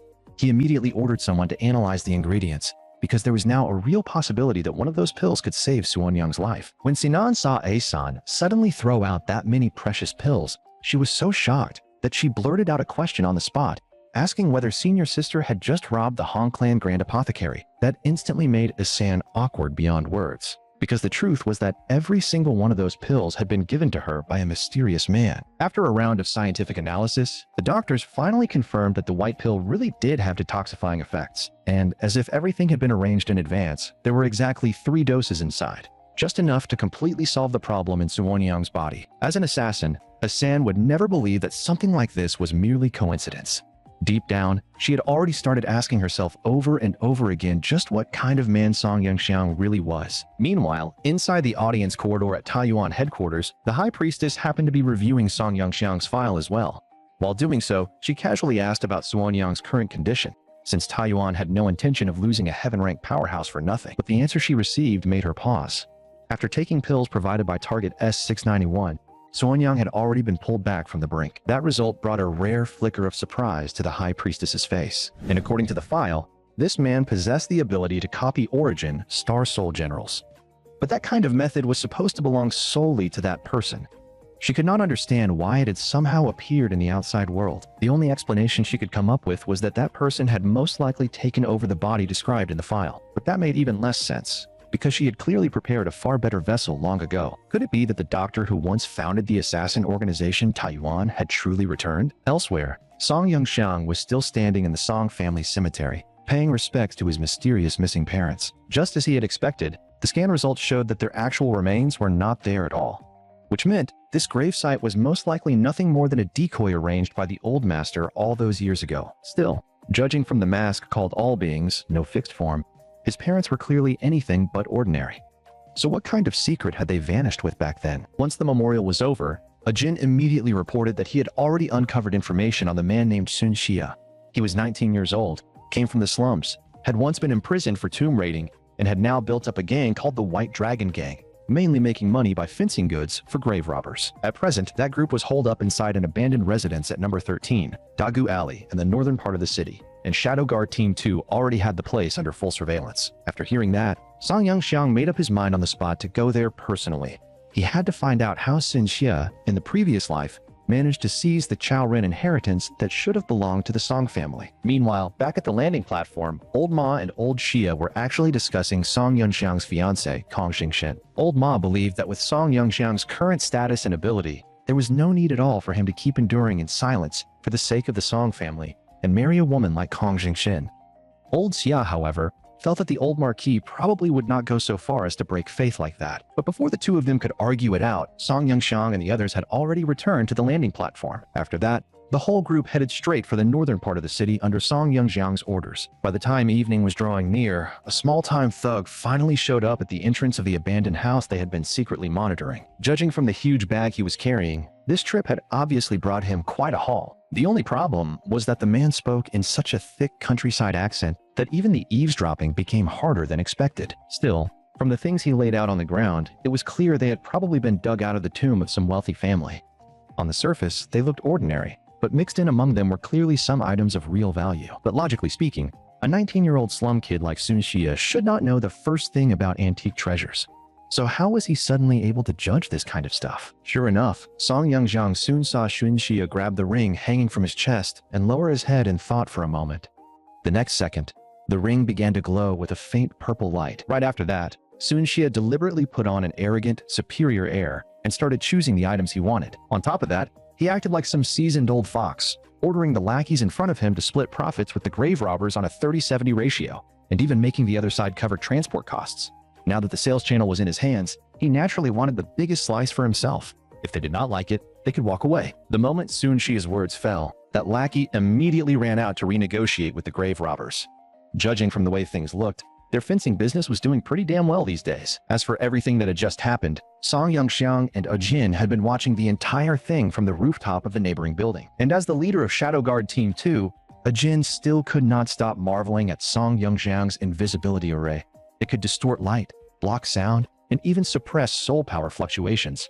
For stealth and assassination, it was practically a perfect tool. To squeeze out more useful information, Song Yangxiang took Jin and moved even closer to the courtyard where Sun Xia was staying. With the invisibility array covering them, they had only just landed soundlessly on the rooftop when they heard Sun Xia speaking in a low voice to the presence inside the ring. From the contents of their conversation, it was obvious that if not for the ring guiding and backing him from the shadows, Sun Xia would never have become the leader of the White Dragon Gang. The being inside the ring even stated clearly that it could already sense the life flame of Song Yangxiang's third great uncle nearing its final extinguishing. As long as the two of them kept working together, then in the future, the one who would become the host of the Star Soul General Cao Ren would definitely be them. At the same time, Song Yangxiang noticed something else. This Sun Xia standing before him felt completely different from the soul entity he had encountered in his previous life, and yet, from the ring on Sun Xia's hand came a soul power fluctuation that felt strangely familiar. Only after calming down and thinking it through did Song Yangxiang finally realize the truth. The soul power coming from that ring was the one that truly belonged to the person he had known in his previous life. Meanwhile, back at the Mecha Martial Academy, Master Nenguo was also leading his men in rushing out a batch of newly designed Wei Yuan mechs. On the surface, this order had been personally assigned by Principal Gu of the Academy, but in practice, it had already been elevated to the level of a top priority military matter. Master Nan even pounded his chest and guaranteed that as long as the materials kept coming in, he would absolutely finish the order on time. On top of that, he had even prepared a special surprise for Song Yangxiang, clearly hoping to use it as a chance to formally become his disciple. But in Song Yangxiang's eyes, this so-called new design was really just a rough mashup of all the previous blueprints he had given out earlier. It looked flashy enough on the surface, sure, but the whole structure was far too bloated. Anyone with a trained eye could tell instantly that the soul power consumption on that thing would be massive. Still, seeing how passionate Master Nan was, Song Yangxiang chose not to tear the idea apart on the spot. Fortunately, Master Tang's family could provide the crucial ore and metal supplies needed for this round of mech production. Otherwise, this whole deal might never have come together in the first place. In truth, Master Tang also needed a major order on the Shen family side to stabilize his own standing there. So this time, he was putting everything he had into it. dead set on making sure this deal went through. At the same time, while Song Yongxiang was keeping watch on Xunxia in the northern part of the city, he received word that his fiancée, Kong Xingxin, was also heading toward the north side. Based on the intelligence gathered by Shadow Guard Team 2, Kong Xingxin had probably been secretly involved with Sun Xia for quite some time already. The only reason this had never been reported back to the family was because they wanted to avoid enraging Song Yongxiang and keep the Song family's internal peace from falling apart on the surface. In a way, this only confirmed what had happened in Song Yongxiang's previous life, when Kong Xingxin ultimately abandoned him. But now that he knew in advance, the situation was completely different. One way or another, that woman was going to pay a price for this. Even so, what interested Song Yongxiang more than Kong Xingxin was still the ring in Sun Xia's hand. In his previous life, who exactly had been the one that rose by borrowing Sun Xia's body? Song Yongxiang glanced at the sky and judged that it was about time for him to head back to the estate. It looked like this trip home was guaranteed to come with a full show. Still, with one mystery after another piling up, the whole thing was exhausting. Before leaving, Song Yongxiang still handed Ujin and the others in Shadow Guard Team 2 quite a few Shadow Stealth talismans. When it came to Kong Xingxin, he needed hard evidence in hand before he could truly break the situation open. That part for now would be left to Ujin and his people. Meanwhile, over at the landing platform in the outer courtyard of the Song residence, guests had already begun arriving one after another. The first ones to show up were the younger members of his second uncle Song Bo's line, Song Yunduan and Song Yunshu. And yet the two of them were actually guessing that the reason Song Yunxiang came home this time was probably because he had run out of money outside. Clearly, that whole branch of the family did not follow the news at all, and the very last person to step off the flying vessel turned out to be Song Yongxiang's eldest sister, Song Yunjin, the very commander of the Scarlet Luan army from earlier. On that fact alone, tonight's family banquet was already guaranteed to be anything but peaceful. Before night fully fell, Song Yongxiang also returned to the Song residence, bathed, changed clothes, and prepared himself for the family banquet that awaited him. As the saying went, 30 years east of the river, 30 years west. Tonight, Song Yongxiang intended to take back piece by piece everything he had once lost. Meanwhile, inside the banquet hall of the outer courtyard, several highly important figures had already taken their seats. Among the older generation, the eldest uncle of the Song family was unable to attend because military affairs kept him tied down. So his wife, Madam He, had come in his place. Alongside her were Song Yongxiang's eldest sister, Song Yunjin, and his cousin, Song Yunchu. The old marquis did not blame his eldest son too much for failing to show up. What he could not understand was why his second son, Song Bo, was also absent tonight. When the old marquis asked the question, Madam Cheng, Song Yongxiang's second aunt, immediately rose to explain that Song Bo had a social engagement tonight that he could not get out of, so she had come in his place. That excuse instantly angered the old marquis. In his eyes, no social engagement had any right to be placed on the same level as a family banquet. At that point, concubine Zhao, one of Song Bo's concubines, quickly stepped out to speak for him when she saw the old marquis getting angry, saying that the person meeting Song Bo tonight was an envoy sent by the Zhang family of Zhangzhou to discuss a major business deal. And that deal, apparently, was also tied to the internal struggle over the Zhang family's succession. The other side was even willing to pay a staggering price in exchange for Song family cooperation. Even so, Song Bo had reportedly said he would wrap things up as quickly as possible and hurry back. Fortunately, just when the atmosphere was beginning to turn ugly, Song Yongxiang happened to walk into the banquet hall, which finally brought the brewing drama to a halt. Otherwise, no one could say how much further the old marquis might have taken it. The moment concubine Zhou saw Song Yongxiang arrive, she lit up with enthusiasm and even invited him to come sit by her side. According to Song Yongxiang's memories, concubine Zhou was also one of Song Bo's concubines. From the time he was little, she had always treated him well, and that kindness had been genuine. It probably had something to do with the fact that she had once worked as a maid in the eastern courtyard. But just as Song Yongxiang was about to head over and take a seat, the old marquis suddenly called out in front of everyone and told him to sit at his side instead. That instantly made the atmosphere delicate. After all, that seat was supposed to belong exclusively to Song Bo. If Song Yongxiang really sat there now, then second aunt's side probably would not take it lightly. Just as Song Yongxiang was about to sit down again, concubine Zhao suddenly asked him with obvious curiosity whether he was carrying something valuable, because she thought she had caught the scent of a pill above the 3-star level on him. As expected of someone from a medical family, she used to be nothing more than second uncle's secretary, but now she was already helping manage the Song family's medicine-related business with some basic knowledge of pills. Before Song Yongxiang could sit, Madam Cheng suddenly spoke in a cold tone and told him to sit without worry. Song Bo would not be coming tonight because he had a dinner engagement. This second uncle of his was in charge of all the Song family's worldly business, and he was a practical man who valued results and profit above all else. He had always looked down on the old Song Yongxiang, who never tried to improve himself. So it was not surprising that he did not come tonight. Madam Cheng was the same kind of business-minded person. Still, both husband and wife had their own principles. No matter what, they always put the Song family's interests and reputation first. At that moment, Madam He also explained that first Uncle Song King was still holding the line with the Iron Wall army and truly could not get away. So she hoped Song Yongxiang, as his nephew, could understand. In Song Yongxiang's memory, first Uncle Song Qing had always been a stubborn and upright career soldier, so naturally he looked down on the way Song Yongxiang used to behave as a playboy. Madam, he was much the same. After all, she came from the He family of Marquis Whiting, a line that had also given everything in loyalty to Tiandu Nation. It looked like aside from the women present, no one from the older generation would be coming tonight. In the end, that could only be blamed on how badly Song Yongxiang himself used to behave. After that slightly awkward exchange ended, his cousin Song Yunqi also walked in. He had already reached early stage Earth rank at 16, and that had given him a habit of looking down on everyone. Seeing her son dressed and acting like that, Madam, he could only look helpless. Song Yongxiang even found himself thinking that this really was the classic case of a spoiled child raised with too much indulgence. Still, faced with such a gifted grandson, the old Marquis could not really say too much. He simply waved a hand and told him to take his seat. But the moment Song Yunqi saw Song Yongxiang, a mocking expression appeared on his face, and he even called him Xiangzi. This brat really had no sense of respect. Calling his older brother that way was basically asking to be dealt with. Still, in Song Yongxiang's memory, although Song Yunqi had also been this arrogant in his previous life, deep down he had still been a good kid with a sincere heart. In the end, he had stayed behind with a few boys from the preparatory academy to cover the retreat of Yong'an City's civilians, fighting until his death. But tonight, Song Yongxiang was the main character. No matter what, he had to teach this little cousin a lesson first. In the blink of an eye, Song Yongxiang's soul power began to spread through the banquet hall. Since everyone present had cultivation, he was not worried about causing any trouble. Once they sensed that Earth rank aura from him, everyone showed clear surprise. Only concubine Zhou reacted differently.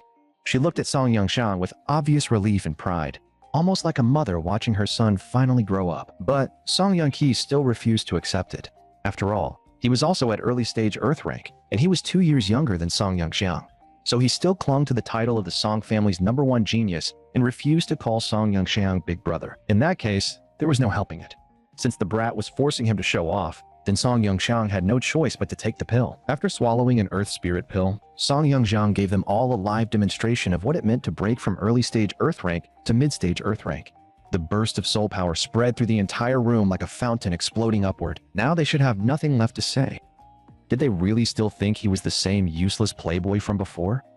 At this point, the title of Song Family Genius suited him much better. The one who had been the Song family's #1 genius 1 second ago nearly turned into Song Yongxiang's biggest admirer the next.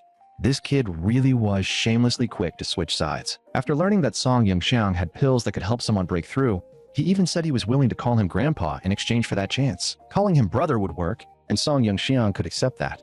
But if he really wanted to call him grandpa, then that would depend on whether the old Marquis could tolerate it. After seeing him act like that, everyone present felt so awkward that the whole atmosphere instantly turned painfully stiff. At that moment, concubine Zhao, who came from a family skilled in pillcraft, could not help asking Song Yongxiang whether that was the legendary 5-star Earth Spirit pill. The moment she said that, both Madam Ching and Madam He were stunned.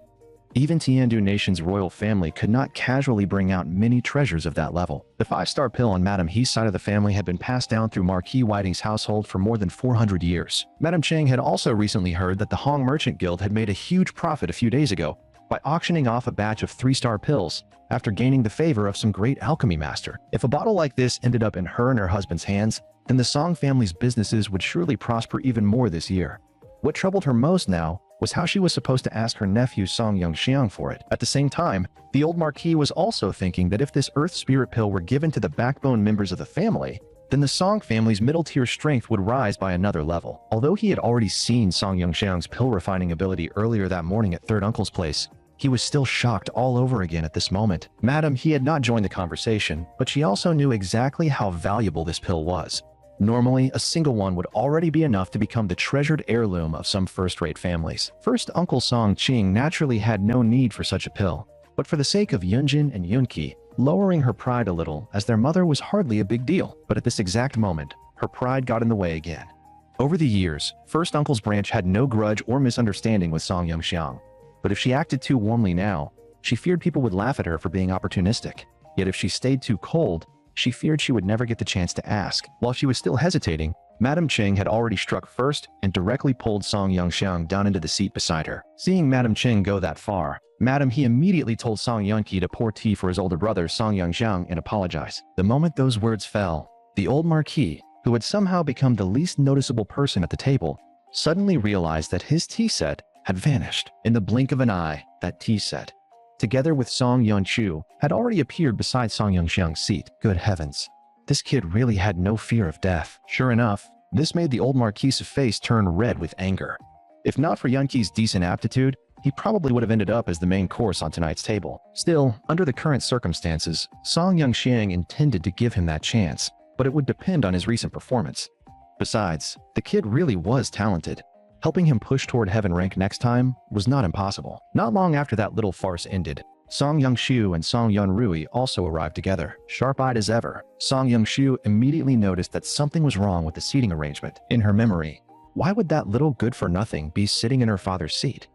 Although the old marquis had always been heavily biased towards Song Yongxiang, her mother had never bought into it.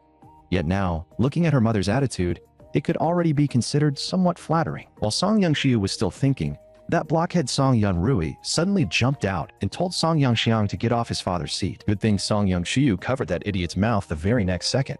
Otherwise, before dinner even started, Song Yongxiang might have ended up breaking through to heaven rank out of sheer rage. Those two cousins really were the perfect contrast. One knew how to read the room and when to back off, while the other was a complete fool who loved acting like a bootlicker. He had also been at odds with Song Yongxiang for a long time because of Kong Xingxin. Maybe fools really did have lucky lives, because in Song Yongxiang's previous life, Song Yunrui had actually been one of the only two survivors of the Song family. Back when Song Yongxiang was wandering in exile through Shishui Nation, he ran into him again. At the time, Song Yunrui seemed to be hunting down some so-called Song family bastard, insisting that if not for that bastard, the Song family would never have been wiped out in the Beast Tide. After that, Song Yongxiang never saw him again. They met by chance, then parted again just as quickly. Even now, Song Yongxiang still did not know who that bastard Song Yunrui had been talking about really was. Could this somehow also be tied to the coming Beast Tide? If that were true, then it would mean a traitor had already appeared among the Song family's direct bloodline. Right after that, the eldest sister of the Song family's third generation, Song Yunjin, also walked in. If she had not seen the report from the Scarlet Luan army with her own eyes, she never would have believed that Song Yongxiang had really managed to lead them out alive in front of a god-ranked beast. His eldest sister truly was capable.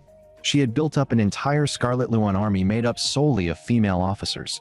Still, she seemed to be constantly troubled by military funding, which left her looking tense and troubled all the time. Even so, Song Yongxiang really did owe her thanks this time for sending the warship to pick him up. Without that, he never would have made it home so smoothly. The old marquis obviously knew that Song Yunjin had been short on funds lately, so he deliberately said that all expenses from this trip would be reimbursed by the family. And right then, Song Yongxiu's greedy streak flared up again. She muttered under her breath that their eldest sister had probably only come back for dinner so grandfather would reimburse her expenses. And those words instantly darkened Song Yunjin's face. But that was also a form of testing. Song Yunjin had always despised the old playboy Song Yongxiang used to be. So if she could still remain this polite now, that only meant this younger cousin had truly grown into something impressive. To make things easier for everyone, Song Yongxiang directly told the old master that he would cover his eldest sister's expenses himself, since the whole trip had happened because she came to bring him home. The moment he said that, the old master instantly turned into a sly old fox and smoothly replied that since Song Yongxiang had made several fortunes lately, a mere few million surely meant nothing to him. Seriously.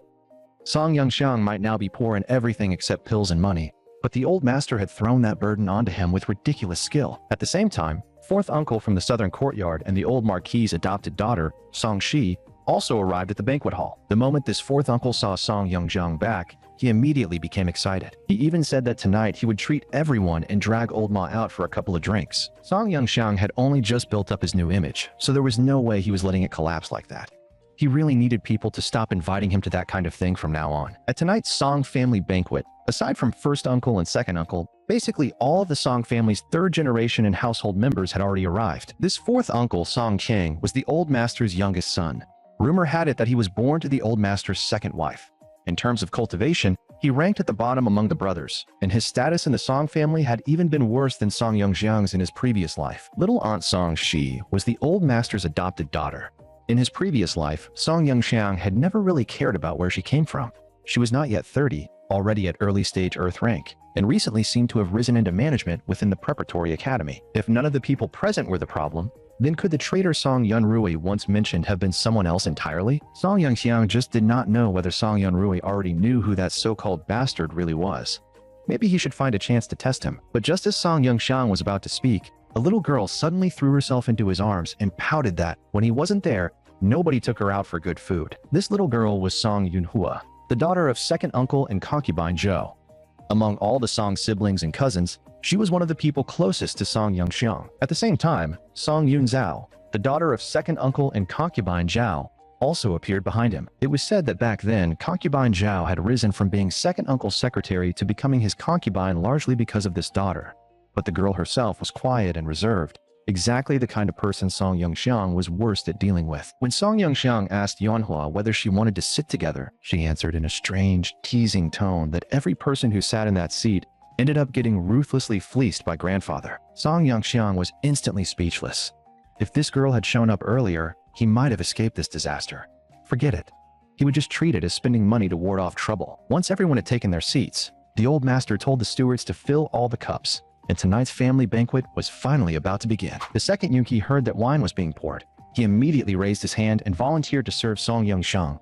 This kid was really willing to go all out for the sake of those pills. That sudden change left the people who had just arrived completely stunned.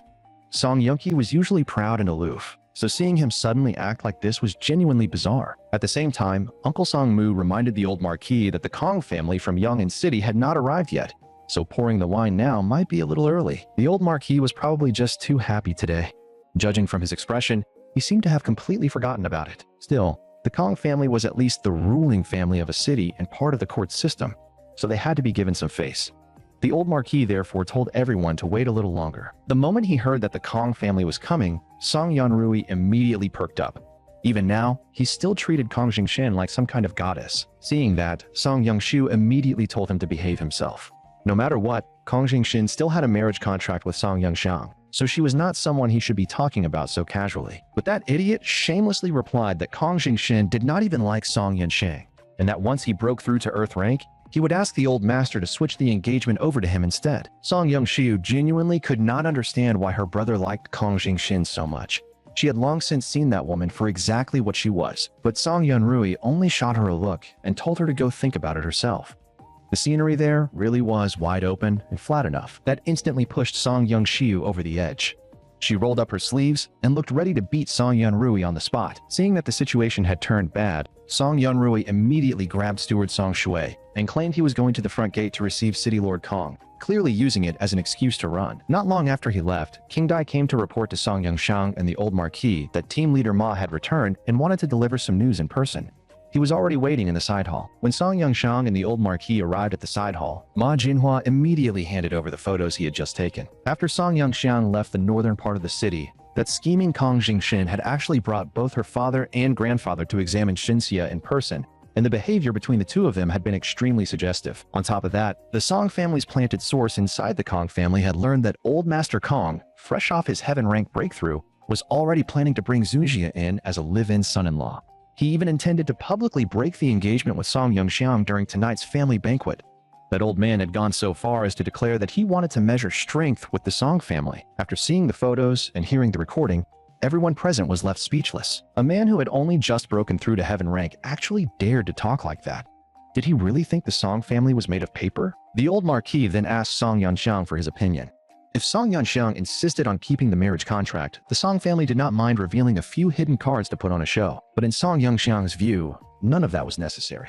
He had never cared much for this marriage contract in the first place, so ending it directly was the easiest answer. And there was no need to expose the Song family's hidden cards either. If new ones were needed, he could simply make a few himself. As for who those new cards would be, he had already decided.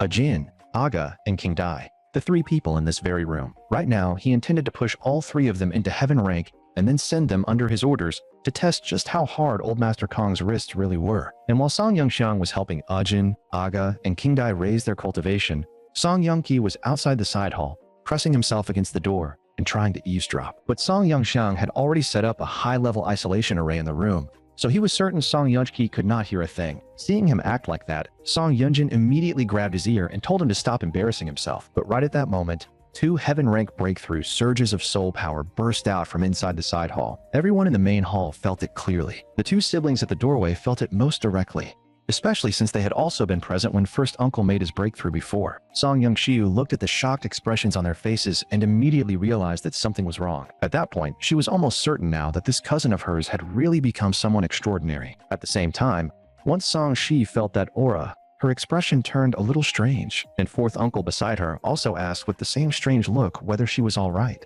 Could there be something going on between those two? At that moment, Song Yunqi said excitedly to his sister that he knew Young Xiangge still had a lot more good stuff on him. Then he told her about how Song Yongxiang had openly taken a pill and broken through to mid-stage Earth rank on the spot. He even said that from now on, he was going to treat Song Yongxiang like a real older brother, and he even urged his cousin sister to do the same, because then his share of the pills would definitely be secured. After hearing that, Song Yunjin fell silent in thought. Her first reaction was irritation. She was annoyed that Song Yongxiang, with that same reckless young master temper, had actually swallowed such a priceless pill just to win face. If that pill had been sold instead, the Scarlet Luan army would not have had to worry about funding for a long time. But in the very next moment, she suddenly realized what Song Yunqi had just said. Song Yongxiang apparently still had many more pills in hand. That was when she truly lost her composure. Watching the two siblings react so dramatically, Song Yongshu also decided that later she would find a chance to test Song Yunjin a little. If there was money to be made here, then she definitely wanted in. Just as everyone was gradually calming down, another powerful surge of soul power came from the side hall, and this time, the impact was even stronger than before. Even the wine pots on the banquet table were nearly shaken apart. That completely wiped out whatever presence and prestige Song Yunjin still had left in the room. In such a short span of time, 3 people in the Song family had actually broken through to heaven rank one after another. At this point, she truly wanted to know what secret was hidden inside that side hall. Meanwhile, Song Yongxiang inside the side hall was still complaining about the isolation array. Even though it had only been a temporary formation thrown together in a rush, the fact that it had failed after enduring just 3 heaven rank breakthroughs was still a little unexpected. The old master, on the other hand, kept pretending to stay calm, but inwardly he was already shaken. He had never imagined that Song Yongxiang's attainments and formations were no weaker than his skill in alchemy. Under normal circumstances, setting up a formation like that would cost a fortune. Standing nearby, Uncle Song Mu felt equally awkward. Song Yongxiang had casually pushed Ajin, Aga, and King Dai into heaven rank with external help, making old hands like them, who had hidden their strength for years, look almost ridiculous by comparison. King Dai herself was also full of shock. To her, that kind of breakthrough speed felt like the opening of a whole new world. Still, helping King Dai break through had indeed taken more effort. Ajin and Aga had both already been at Earth rank peak, while King Dai was only at early stage Earth rank. That one round had actually cost Song Yongxiang a full 20th of his reserves. King Dai knew perfectly well that an opportunity like this could never come without a price, so she once again made her pledge to Song Yongxiang. As a death-sworn retainer of the Song family, her life and body already belonged to the family. From now on, she was willing to become the sword in Song Yongxiang's hand and cut down every enemy who came for him. Still, Song Yongxiang also knew that her natural talent had its limits.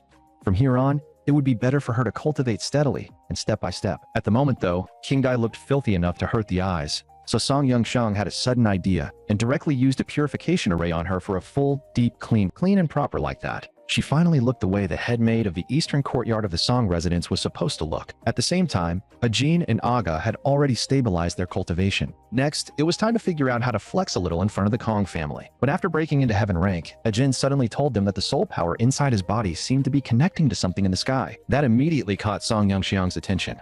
The kid could actually sense the existence of the star web, which meant his talent in spiritual perception was seriously high.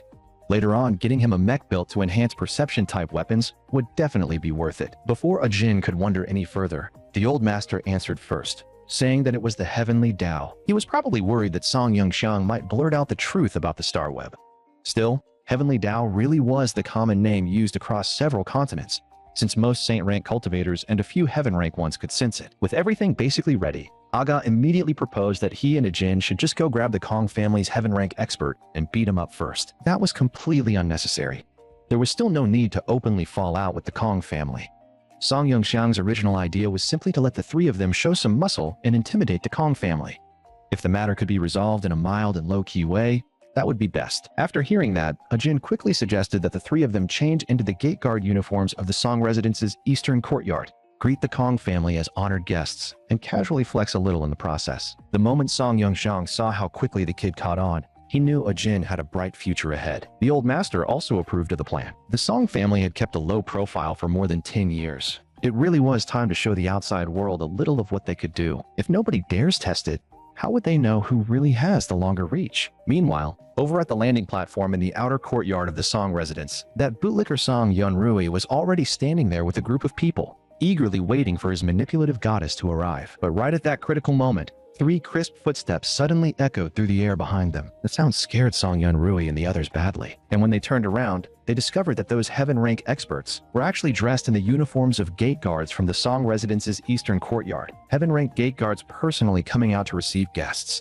What kind of situation was this? Not long before that, the Kong family was still on the way to the banquet. Inside the flying vessel, that grandfather-granddaughter pair kept trampling one side while praising the other. They talked about Sun Xie like he was some once-in-an-age treasure, while tearing Song Yongxiang down like he was nothing more than a worthless weed. Even City Lord Kong felt they were going too far. Sun Xie was still only a black rank right now.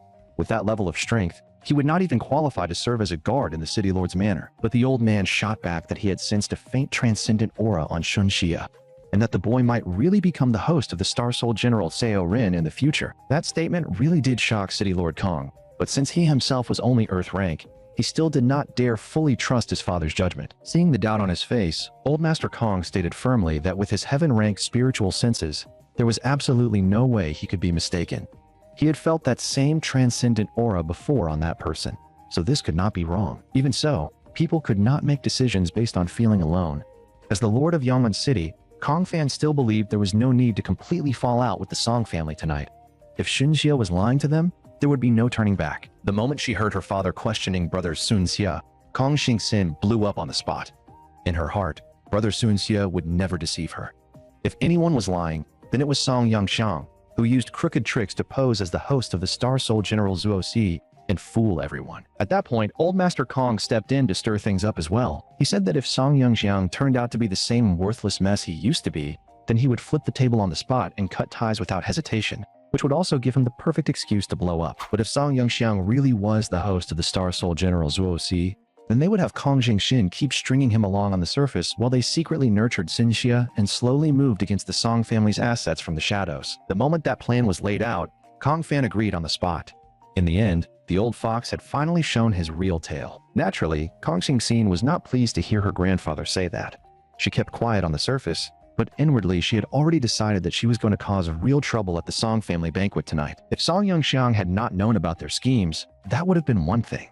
But now that he did know, there was no way he was going to let them run wild inside the Song family. Meanwhile, over at the Song residence landing platform, Song Yunrui was shocked the moment he saw the headmaid King Dai appear. King Dai calmly told young Master Yunrui that the three of them had come under Song Yongxiang's orders to receive the Kong family's honored guests. But anyone with eyes could tell they were not there to offer some warm welcome. Steward Song Shui then reminded young Master Yunrui to pay attention to the cultivation of those three. Since the Eastern Courtyard had sent them here, there was definitely a deeper purpose behind it. Song Shui also seemed to recognize Ijin and Aga from somewhere in the Song residence, and he suspected the two of them might belong to the secret force the old Marquis had been raising in the shadows. Song Yunrui had heard of the Song residence's shadow guards before, so he had already guessed that this was a real possibility. Still, he could not understand why the old Marquis would send shadow guards to receive honored guests. Just as he was still trying to work it out, the flying vessel carrying the Kong family landed on the platform, leaving him no chance to think further. And the moment he saw Kong Jingxin, he actually lowered his head on purpose and went forward with a fake gentlemanly posture to greet her, nearly throwing the Song family's dignity straight into the trash. The truth was that the two of them had always been classmates in the Mecha Martial Academy Preparatory Division, but Kong Jingxin still acted as if she knew nothing and deliberately asked what relation Song Yunrui had to Song Yongxiang. Song Yunrui then put on a disdainful look and said that Song Yongxiang was just his cousin. He really had to put on that little act for no reason at all. As the daughter of a city lord, there was no way Kong Jingxin did not already know all this. Yet she still pretended to be all harmless and innocent, praising Song Yunrui for being such a fine and capable young master from a noble family. The moment his goddess praised him like that, Song Yunrui was practically floating. But in truth, Kong Jingxin had long since seen him for what he was. just another horny fool lusting after her body. At that point, her father Kong Fan also stepped forward to greet Song Yun-rui and put on a fake smile, praising his handsome appearance and saying that he truly looked worthy of being the descendant of Song Bo, the Song family's business genius. After getting hit by that double blast of sugar-coated praise from the father and daughter, Song Yun-rui had already forgotten his own last name. At this point, he was probably already daydreaming about marrying into the Kong family in the future. Even old Master Kong was getting tired of watching the little performance between the two of them and Song Yun-rui. Had they not agreed they were coming here to tear things apart tonight? Why had it suddenly turned into an act? Still, the old man was no easy piece of work either. Seeing that nobody stepped forward to greet him first, he decided to use that excuse to release his heaven rank aura and shake the whole place. The moment he let that aura spread, both Song Yun-rui and Song Shui found themselves struggling to withstand it, and the Kong father and daughter instantly understood what he was doing. Old Master Kong was clearly trying to use this chance to slap the Song family with an opening show of force. Too bad for him, today he was destined to kick a steel plate. As the saying goes, 2 fists cannot beat 4 hands, and Song Yunxiang had arranged not 4, but 6. In the blink of an eye, 3 more heaven rank auras appeared on the scene, and they instantly blew apart old Master Kong's aura that left the city lord and his daughter completely stunned. Those 3 people who had looked so ordinary just moments ago had actually overpowered the Kong family's only heaven rank expert. That was the last thing they had expected. Before they could recover, King Dai began introducing Ujin and Aga, saying that just like her, they were merely ordinary gate guards and maids from the eastern courtyard of the Song residence, and that they had only come under Song Yunxiang's orders to welcome the honored guests of the Kong family. Hearing that, old Master Kong was practically dumbfounded. He had never imagined that even the people guarding the gates of the Song residence would be heaven rank experts. This was completely different from the intelligence he had. So now the question was, should they still break off the marriage or not? Meanwhile, while King Dai and the others went to receive old Master Kong, Song Yongxiu had already learned from her mother that Song Yongxiang had earth spirit pills in his possession. Madame Ching was still furious, cursing that little smart-aleck Yunqi for actually kneeling on the spot just for the sake of pills, throwing away all dignity. But Song Yongxiu had long since seen through all that. Those 2 siblings from the northern courtyard still felt off to her. Soon after, she told her mother what she had in mind. The mother and daughter planned to work together later and secure this big deal for themselves. The only problem was that medicine-related business had always been handled by concubine Zhao, and Madame Cheng had never been entirely happy about that. So if they really wanted to move on this deal, Song Yongxiu and her mother would have to plan carefully first. Just then, the side hall doors opened, and Song Yongxiang, the old master, and Uncle Song Mu walked out together. The moment Song Yongxiang saw Song Yunjin and Yunqi standing by the door, he understood at once. Both of them were earth-rank cultivators, so they had most likely sensed the breakthrough fluctuations from inside the side hall. Sure enough, the second Song Yongxiang came out. Yunqi rushed right up to him and volunteered to be his personal test subject for pills, all while acting extremely respectful. But the strangest change of all was Song Yongxiu. She actually took the initiative to invite Song Yongxiang to sit in her father's seat. It seemed she had also heard about what had happened in the side hall. Not long after Song Yongxiang sat down, the gate guards came to report that the Kong family's flying vessel had landed, and that young Master Yunrui, together with the Eastern Courtyard people, were already receiving them. To make sure the Kong family had an unforgettable banquet tonight, the old Marquis had even prepared a special gift for them. Now all that remained was to see whether the Kong family would like the display that the Song residents had arranged. And if it was not enough, there was always room to add a little more. At the outer courtyard landing platform, the Song residence's people were already lined up and waiting to receive the Kong family party. Kong Xingxin, whose cultivation was too low to understand what had just happened, still walked lightly toward the banquet hall, completely unaware. But the city lord was in a very different state. That clash of heaven rank auras had completely shaken his confidence. At this point, forget continuing forward. He probably did not even have the nerve to turn back and retreat to the flying vessel. Old Master Kong was wavering now as well.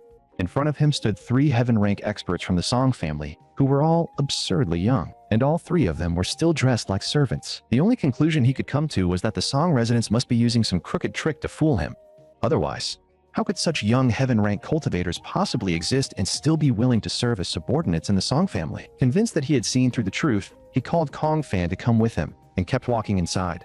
He wanted to see with his own eyes what kind of trick the Song family was playing. But when they reached a corner, old Master Kong suddenly grabbed Kong Fan and began whispering something to him. Right after that, old Master Kong took out a gentleman's sword star, Soul General Talisman, and handed it to Kong Fan, telling him that if things went south later, he was to grab his granddaughter and run immediately. The moment Kong Fan took the talisman, he started worrying and asked his father what he was supposed to do if he gave the talisman away. But just as old Master Kong said he still had a spare, a figure suddenly appeared near the pavilion in the distance. The one who showed up was none other than Xia Bijie, the Eastern Courtyard's driver. If someone surnamed Kong really dared to cause trouble in the Song family, then they had better first ask whether one of the former 6 heroes of the Black Armor would allow it. The instant Xia Bijie's aura locked onto him, Old Master Kong's right leg went weak on the spot, and he dropped straight to one knee. By the time he barely recovered, Xia Bijie had already vanished without a trace. The only thing left behind was the cigarette butt he had been smoking. At that point, Old Master Kong could only let Kong Fan help him back up. Xia Bijie's move had not done much actual damage, but the humiliation was absolutely brutal. After that little episode, the Kong family could only keep moving toward the banquet hall at a much slower pace. But after being struck like that, Old Master Kong's entire aura had visibly withered. He truly had not expected that.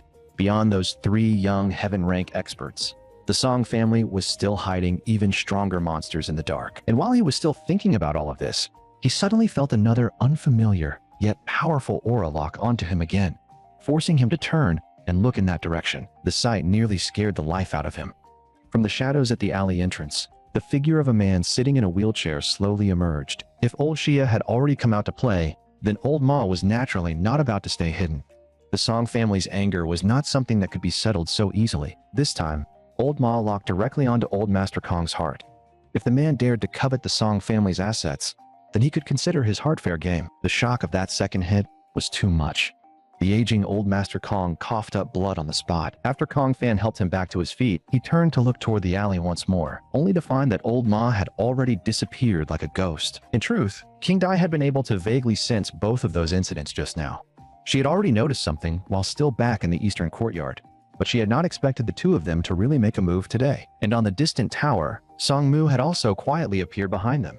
The old Marquise's order had originally only been for them to intimidate the Kong family without making it obvious, but judging from the results, those 2 had been a little too heavy-handed. Old Ma, however, did not care in the slightest. In his words, the fact that he had not crushed their balls on the spot was already him showing enough respect to the court. At the same time, Old Master Kong was furious. The Song family had secretly hidden this many experts, and once he got back, he was determined to report to the court that the Song family was harboring rebellious intent and even try to pin a charge of treason on them. But in the very next moment, he nearly broke down. If the Song family was willing to show this much power tonight, did that mean they had no intention of letting the Kong family leave alive? Was the Kong family really about to be finished here today? After being bullied in turn by old Xia and old Ma, Old Master Kong could barely even walk properly now. That was what he got for becoming arrogant the moment he broke into heaven rank. Tonight's Hongmin banquet at the Song residence was not somewhere just anyone could walk out of safely. He probably knew he could not just sit there and wait for death, so he quietly took out the 3-star strength pill from the pouch in his sleeve, the same one Song Yongxiang had once provided for the Hong Clan Merchant Guild to sell. After learning that the Song residence had this many hidden experts, he no longer believed he could get his son and granddaughter out alive with him. So the only thing he could do now was swallow the pill himself first, then construct a mech and flee through the air to save his own life. But just as he was about to swallow it, Song Mu flashed behind him in a single step and instantly released mid-stage heaven rank pressure, locking him in place so hard that the pill slipped straight from Old Master Kong's hand and fell to the ground. That truly scared Old Master Kong out of his wits, because the strength Song Mu had just shown was even greater than that of old Xia and old Ma. Since entering the Song residence, he had already encountered 6 people who were either at his level or even stronger. It was easy to imagine just how badly his mental state had collapsed by now. Meanwhile, King Dai, who was leading the way, had already entered the banquet hall and announced that the honored guest from the Kong family had arrived. Hearing that, Old Master Song Jingsong actually put on a serious face and said they should hurry up and bring out the Sona players to welcome the Kong family guests. The moment King Dai heard that order, she was completely dumbfounded. Playing Sona at a family banquet? Was this supposed to be dinner, or had it suddenly turned into a funeral send-off? Fortunately, the old master quickly added that he was joking. Otherwise, with the efficiency of the shadow guards, some mountain outside the city might already have gained a few fresh pits. After that, Kong Xingxin entered the banquet hall first as the Kong family's vanguard, stepping in ahead of the others and greeting all the elders. Close behind her came her father, Kong Fan, who bowed respectfully to the old master and then offered his greetings to the ladies of the Song family present. No matter what, the Kong family still belonged to the court now, so at least on the surface, the Song residents could not afford to be careless with etiquette. After both sides exchanged greetings, the old Marquis asked why Old Master Kong had not come in with them. At that moment, Old Master Kong, still outside and shaken badly by everything that had happened, had finally managed to recover a little and was preparing to walk quickly into the banquet hall to meet the old Marquis. Seeing his father acting so strangely, Kong Fan immediately suspected that, With his heaven-rank spiritual senses, his father must have noticed something unusual hidden within the Song residence. While Kong Fan was still lost in thought, Old Master Kong had already stepped into the banquet hall with both feet. The moment he came in, the old Marquis immediately locked onto him with peak heaven-rank pressure. The instant that pressure fell on him, Old Master Kong froze in place.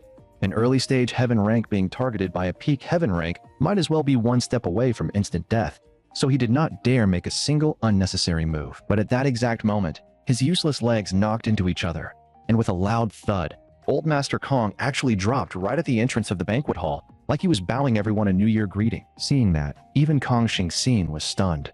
From the outer courtyard all the way here, her grandfather had already embarrassed himself several times. If he kept going like this, how was he supposed to wrestle with the Song family later? Song Yongxiang naturally took the chance to tease them.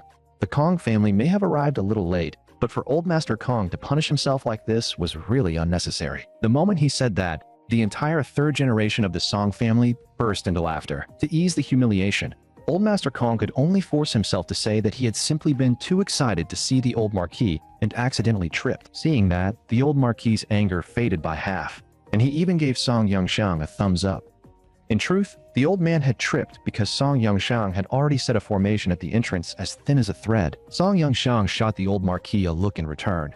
The old man had made a move too just now, so there was no way Song Yongxiang was carrying all the blame alone. The warning had already been delivered, and the Kong family probably would not dare stir up trouble tonight. So Song Yongxiang immediately gave the order for the maids to begin serving dishes and pouring wine. After being played with like that in secret, the two leading figures of the Kong family now looked like they were sitting on needles. But Kong Xingxin, that manipulative schemer, clearly did not see it that way. Had they not agreed they were coming tonight to break off the engagement forcefully? So why were the two elders of her family now sitting there obediently and eating? She had no intention of letting the plan collapse like this, so as soon as the dishes were served, she stood up at once, ready to state the true purpose of their visit. But before she could finish a sentence, her grandfather barked at her to shut up. Old Master Kong had no desire at all to die here tonight. Sensing that things were off, Kong Fan also hurried to tell his daughter to listen to her grandfather first, sit down, eat, and wait to see how things developed. After finally controlling his granddaughter, the Kong family immediately apologized to the old Marquis and asked him not to take offense. After that, nobody at the table dared mention the broken engagement again, and the atmosphere instead became strangely harmonious. But in Kong Xingxin's heart, she had no intention of letting it end there. She and Sun Xia had already crossed the line, so this engagement had to be broken no matter what. Since she could not speak openly now, she decided to shift her attention onto that bootlicker Song Yunrui. Just then, the communicator on Song Yongxiang's hand suddenly lit up with an incoming call. After briefly informing everyone, Song Yongxiang got up, went to the side hall, and answered it. The call was from shopkeeper Hong of the Hong Clan Merchant Guild. There had been progress on the ingredients Song Yongxiang asked them to source. Out of the 4 medicines, they could currently secure 3. The problem was the main ingredient called the boundless flower. It was extremely rare on the market, and the only lead they had was that the Mai clan in Sand Sculpture City of the Lower Domain Nation had one. Without it, the medicine needed for third great uncle could not be made. While Song Yongxiang was on the call, Kong Xingxin also took the chance to go chat with Song Yunrui. The moment she opened her mouth, she started praising Song Yunrui as the most outstanding young man she had ever met, then used the old Marquis's favoritism towards Song Yongxiang to stir things up between them. While they were talking, Old Master Kong was busy raising a toast to the old Marquis. After everything that had happened tonight, the only thing on his mind now was that Kong Xingxin had better not make any more trouble. He still wanted to enjoy a few more years of life. Meanwhile, Song Yongxiang stayed focused on the call in the side hall. Based on the information shopkeeper Hong gave him, it looked like he really needed to make a trip to Sand Sculpture City in the Lower Domain Nation himself. That place sat on the eastern border of the Lower Domain Nation and was surrounded by the Death Desert. It was an important military stronghold used to defend against ferocious beasts and suppress the demonkin. As the Lower Domain Nation rapidly expanded into the Eastern Desert in recent years, more and more people had gathered there. The city had existed for less than a century, yet it had already undergone several expansions, and within its towering walls, 4 major districts had gradually taken shape. The powerful families lived in the heavily protected inner district, enjoying decadent and luxurious lives. The Western District housed over 90% of Sand Sculpture City's military power, so it was also known as the city's strongest defensive zone. The Middle District, built around the Inner District, served as the city's commercial center, where almost every kind of service and entertainment could be found. As for the Outermost District, it was home to the poor, the servants, and the fallen drifters, which was why most people simply called it the slums. The Mai clan, which held that boundless flower, was based in Sand Sculpture City's Western District. They belonged to the expansionist faction of the Mulu clan in the Lower Domain Nation, and controlled more than 60% of the Western District's military forces. If it had been the neutral faction or the moderate faction instead, the Hong Clan Merchant Guild might still have had some room to negotiate.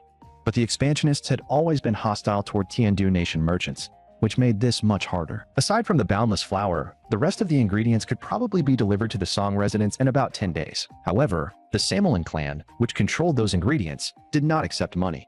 They only wanted to trade for ferocious beast materials. Hearing that, Song Yongxiang was annoyed. Those people really knew how to calculate things in their own favor. Still, this worked out in a way. Song Yongxiang already needed real combat to stabilize his Earth rank cultivation, and he also needed to search the Death Desert for the Star Lord's secret realm, so he could personally gather the beast materials himself. Hearing that, shopkeeper Hong was finally relieved. Even so, he still reminded Song Yongxiang that the Mai clan of Sand Sculpture City was powerful, and he should not do anything too risky. Once shopkeeper Hong said that, Song Yongxiang suddenly thought of two key people. With luck, those two might actually be able to help on this trip. At the same time, Song Yongxiu finally could not stand it anymore. Watching the two of them gossip so openly about the Song residents, she stepped in to shut it down. She already knew Kong Jingxin had bad intentions, so she warned her directly not to stir up trouble inside the Song residence, or the consequences would be ugly. The moment she heard that warning, Kong Jingxin instantly switched back to her fake innocent act and said she truly admired Song Yongxiu's cousin and that everything she had said before was meant as praise. But Song Yongxiu had already seen right through her. She knew this woman was trying to use her idiot brother as a weapon, so she bluntly warned her back. Unless she wanted to see a young woman's corpse making the news tomorrow, she had better stop doing stupid things. After hearing that, Kong Jingxin dropped the innocent act altogether. She flatly said that with a single word from her, she could get Yong'an City's tax office to help Song Yongxiu handle the Song family's investment business. She was clearly picking a fight. And yet that blockhead actually turned around and told Song Yongxiu that Kong Jingxin could definitely help their family business. That stupid line nearly made Song Yongxiu pass out on the spot. It was not just Song Yongxiu. Even Song Yunjin and Song Yunqi at the next table were left speechless. Nobody with a brain should have said something that traitorous. While they were all busy watching each other make fools of themselves, Song Yongxiang had already finished his call and walked back out from the side hall. The moment she saw him return, Kong Jingxin unexpectedly took the initiative to greet him. The second Song Yongxiang saw that look on her face, he knew something was off. He just did not know what exactly she had been up to a moment ago. Even the two Kong elders found it strange. Had their granddaughter not always hated Song Yongxiang? Why was she suddenly acting so warm today? All they could do was hope she was not pulling some new trick. To play along with her act, Song Yongxiang deliberately went with it and chatted with her as if the two of them were getting along extremely well. But Song Yunrui, who had just been flattered into the clouds by Kong Jingxin, could no longer stand it. In his mind, Song Yongxiang was still the same shameless playboy from back then. After a few provoking words from Kong Jingxin, he finally snapped. Tonight, he absolutely wanted Song Yongxiang to embarrass himself in front of his goddess. So this peak black rank brat actually challenged Song Yongxiang in public and declared that they should decide who would marry Kong Jingxin through a duel between Star Soul generals. He had barely finished speaking when Song Yunqi sent him flying with a kick that even stunned Song Yongxiang for a moment. He really had not expected the one to step in would be Song Yunqi. It looked like the kid was truly going all in for those Earth Spirit pills. Seeing Song Yunqi actually stand on his side this time, Song Yongxiang was a little surprised himself. It was rare for the kid to act properly for once. Maybe this mess really could be left for him to handle later. Song Yunrui knew perfectly well that he was no match for Song Yunqiu, but under Kong Jingxin's constant baiting, he still could not hold back. Today, he absolutely had to make Song Yongxiang lose face. So in the next moment, he turned to Song Yongxiang again and suggested that since they had not seen each other in a while, they should use a Star Soul General spar to add some entertainment to the banquet tonight. He then shamelessly added that he remembered Song Yongxiang only being at early stage yellow rank when he left last year, and that after spending a year at the Mecha Martial Academy, he surely must have improved. But he assured Song Yongxiang that he would suppress his cultivation to match his level and would not take advantage of him. After hearing that, everyone in the Song family was left speechless. They honestly had no idea what could possibly save this fool anymore. Seeing that Song Yunqi was about to charge forward and hit him again, Song Yongxiang quickly stepped in to stop him and personally accepted Song Yunrui's challenge. The moment Song Yongxiang accepted the challenge, Madame Ching immediately tried to step forward and stop it. But Song Yongxiu held her back and explained that this was actually the perfect chance to see Song Yongxiang's real strength for themselves. Besides, they were all family, so nobody would go too far. And if Song Yunrui was not taught a lesson now, he would definitely keep getting played by that scheming woman. Seeing that no one else was stopping him, Song Yunrui immediately told steward Song Shui to arrange the training ground for the duel. The second money got mentioned, the old marquis cut in on the spot and righteously declared that there was no need for such an expensive setup for a mere spar between juniors, and that the open ground outside the banquet hall would be enough. Then he turned to Old Master Kong and suggested that since the juniors were putting on a little show for the banquet, the elders should also contribute something. And after saying that, he shamelessly piled on, suggesting that since Brother Kong had come a long way as a guest, his side should provide something for the winner as a prize. Hearing that, Old Master Kong nearly choked on his own anger. Inwardly, he was cursing, wondering if these people even remembered that the Kong family were supposed to be the guests. Since when did guests pay for the entertainment? But at this point, he was already riding a tiger and could not get off. He was the one who had led the charge to the Song family to break off the engagement after all. So the only thing he could do was bring out the revitalization pill he had worked so hard to acquire at auction from the Hong Clan Merchant Guild and offer it up. Kong Fan was stunned the moment he saw his father actually take it out, blurting out that it was a life-saving pill meant for desperate moments. But Old Master Kong knew very well that if he did not bleed properly tonight, one pill alone would never be enough to guarantee his family walked out safely. As for that disobedient granddaughter of his, he could only settle accounts with her later. Song Young-shiu, of course, saw the revitalization pill in Old Master Kong's hand too. But what she could not understand was why the rest of the Song family seemed almost unmoved by such a treasure. The whole scene felt wrong, but the fool Song Yunrui noticed none of that. He excitedly cupped his hands and thanked Old Master Kong for his generosity.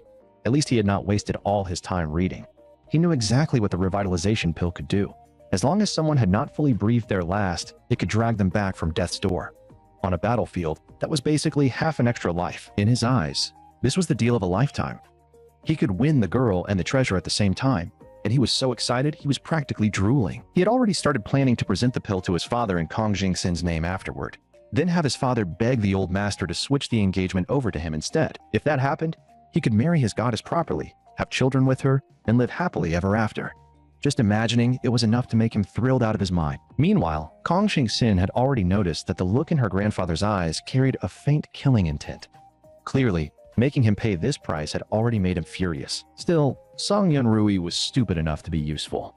After the duel was over, she could always find a way to trick the pill back out of him. After finishing his fantasies, Song Yunrui strode toward the open ground full of confidence, convinced that both the manipulative goddess and the pill were already his. To make sure everyone could watch the fight, the old marquis ordered the maids to turn on a holographic projection inside the banquet hall. That way no one had to stampede outside just to watch in person. As for Song Yunrui's challenge, Song Yangxiang only had one thought. Today he was walking in with his hands in his pockets, and honestly did not know who here could even count as an opponent. If he had not wanted to treat this as a bit of post-dinner exercise, he could have just handed the whole thing off to Yunchu. The moment Song Yangxiang struck that pose, Song Yunrui immediately pulled out his Star Soul General talisman and started yelling again, still insisting that Song Yangxiang was not worthy of his goddess. By now, Song Yangxiang was so tired of hearing that kind of nonsense that his ears were about to grow calluses. He did not even remember Song Yunrui talking this much in the previous life. Seeing that Song Yangxiang still had not responded, Song Yunrui immediately constructed his Wei Yuan mech and summoned weapons into both hands. Then, when he saw that Song Yangxiang still had not constructed anything, he decided Song Yangxiang was stalling for time. After all, he still remembered that back when Song Yangxiang's soul veins were damaged, he could only maintain a Star Soul construct for 3 minutes. That was one thing Song Yangxiang absolutely could not let slide. Say anything else if you want, but calling him a 3-minute man was crossing the line. To keep the house from getting wrecked, he immediately flicked out 4 isolation array talismans behind him. The moment Song Yunrui saw that setup, he actually thought Song Yangxiang was preparing to use some underhanded trick against him. Song Yangxiang could barely even be bothered to mock him. How brainless could this guy get? Against someone like him, there was no need for tricks at all. At this point, Song Yangxiang only hoped the fool would not wet himself from fear in a moment. It was only after Song Yangxiang constructed Lu Bu's soul armor that Song Yunrui finally came to his senses. And once he probed with his aura, he immediately realized Song Yangxiang's cultivation had already surpassed his own. But before he could fully react, Song Yangxiang had already unleashed a falling moon slash and taken off one of his arms. For a disobedient cousin like this, only a hard lesson would work. Otherwise, when the beast tide truly came, how could he ever submit to Song Yangxiang? Song Yangxiang had no intention of watching family die again. Having been defeated in a single move, Song Yunrui was completely shattered. He could not believe Song Yangxiang had cut him down in one strike, and he even began to suspect that the man in front of him was some imposter. But of course, that was impossible. The only reason for all of this was simple. Song Yangxiang had truly returned. Meanwhile, 100 kilometers outside Sand Sculpture City in the Lower Domain Nation, A caravan was slowly making its way toward the city. They were traveling by camel. It was slower, but it was also less likely to attract the attention of the ferocious beasts lurking in the southern wasteland desert. But at that moment, a young man in the caravan suddenly told the leader that there was something strange in the sky. The leader looked up as well, and that thing was none other than the god-rank Kunping Song Yongxiang had encountered on his journey home. Was it really heading for Sand Sculpture City? That could not happen yet. The medicine for third great uncle had not even been collected. Back at the Song residence, the people in the banquet hall were all stunned speechless after seeing Song Yongxiang defeat Song Yunrui in a single move. At that point, City Lord Kong finally confirmed it for himself. Song Yongxiang was no longer the cripple with damaged soul veins from back then. The message sent earlier by the Grand Eunuch from the court had been absolutely correct. As for Old Master Kong, because he had spent the last 5 years in secluded cultivation, he was still unclear on many things happening outside. So for the moment, he still could not be certain whether what Song Yongxiang was wielding was truly the Star Soul General Zuo Si himself. But Kong Fan quickly told him about the rumor that had been spreading across Nanzhou lately, that the Star Soul General Zuo Si possessed the ability to take on the appearance of other Star Soul Generals. The moment he heard that, Old Master Kong was genuinely rattled. In his understanding, an ability like that was practically close to invincible, and the conversation on the Kong family side was also overheard by Madame Cheng and the others from the Song residence. So Madame Cheng immediately took the lead and asked the old Marquis whether that rumor was actually true. Faced with the family's mix of hope and unease, the old Marquis looked happier than ever. Then, with a deliberately mysterious tone, he asked everyone in the banquet hall whether they had heard about the Beast Tide battle in Yuanding City. The moment she heard that, Song Yongxiu immediately remembered the news reports. Back then, a red-armored Star Soul General had supposedly descended like a divine soldier and turned the entire battle around. Song Shi had also heard something similar during meetings at the academy. She only knew that Zuo Si's current host was a first-year student, but the exact name and class had never been made public. Seeing that everyone had already guessed most of it, the old Marquis stopped hiding it and admitted it openly. With clear pride, he declared that the person in question was none other than his own grandson, Song Yongxiang. Up until now, the Star Observatory had hidden Song Yongxiang's identity for the sake of the host's safety. But since the family now knew the truth, it was no longer a big issue. Becoming the host of a Star Soul General meant that his future path of cultivation could potentially go all the way to Saint Rank. To First Uncle's branch, that news was obviously enormous. From now on, First Uncle's voice in both the military and the court would carry far more weight. Madame Cheng was secretly delighted as well. If the Song family could rise again because of this, then her own standing within her maiden family would naturally rise too. For the sake of her son and daughter, she would have to fight for their proper share of the family future. But once she thought of it again, she felt uneasy. After all, she had not exactly treated Song Yongxiang especially well over the years. At this point, all she could do was swallow her pride and hope that he would show some mercy in the future. As for Old Master Kong, the biggest loser of the night, he immediately stood up and offered his congratulations to the old Marquis on having such an outstanding grandson. Then he forced a smile and added that he had always felt Song Yongxiang was blessed with extraordinary luck and talent, that the Song family was fortunate to have someone like him, and that the Kong family would be even more honored to have such a future son-in-law. Hearing her grandfather say that, Kong Xingxian was completely dumbfounded. Was this really the same grandfather who had been shouting this morning about coming to the Song family to cause trouble? But with the situation already like this, Kong Xingxian could only force herself to offer a few polite words of praise.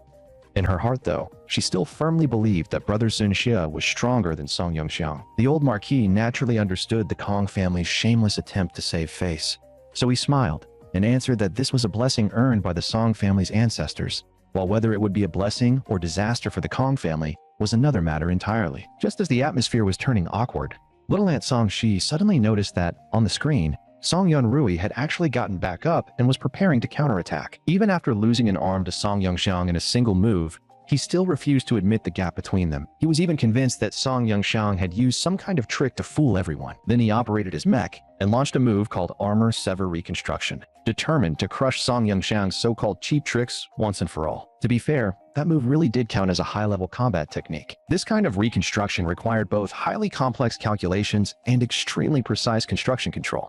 If it failed, the soul power wasted would not even be worth it compared to simply rebuilding the whole machine. The fact that Song Yunrui had mastered a technique like this at least proved he was not completely useless.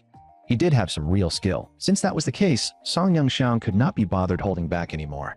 He might as well test Song Yunrui properly while staying at the same cultivation level. Before Song Yunrui could even react, Song Yongxiang had already lowered both his cultivation and his mech to peak black rank and switched into the standard Weiyuan Academy unit used at Nanzhou Mecha Martial Academy. But that move only made Song Yunrui more convinced that Song Yongxiang was playing tricks, because at that moment, Song Yongxiang's aura really did feel identical to his own. The idiot charged straight at him without hesitation, and even convinced himself that the Earth-rank aura from earlier had just been some cheap illusion. Facing Song Yunrui at full power, Song Yongxiang simply moved with calm precision, dodging every attack with ease. Still, to be fair, the kid's tactics and combat techniques did have some real level to them. Unfortunately for him, the opponent he met tonight was Song Yongxiang. Watching from afar, Old Ma and Old Xia both caught a hint that something was off. Old Xia recognized it at a glance.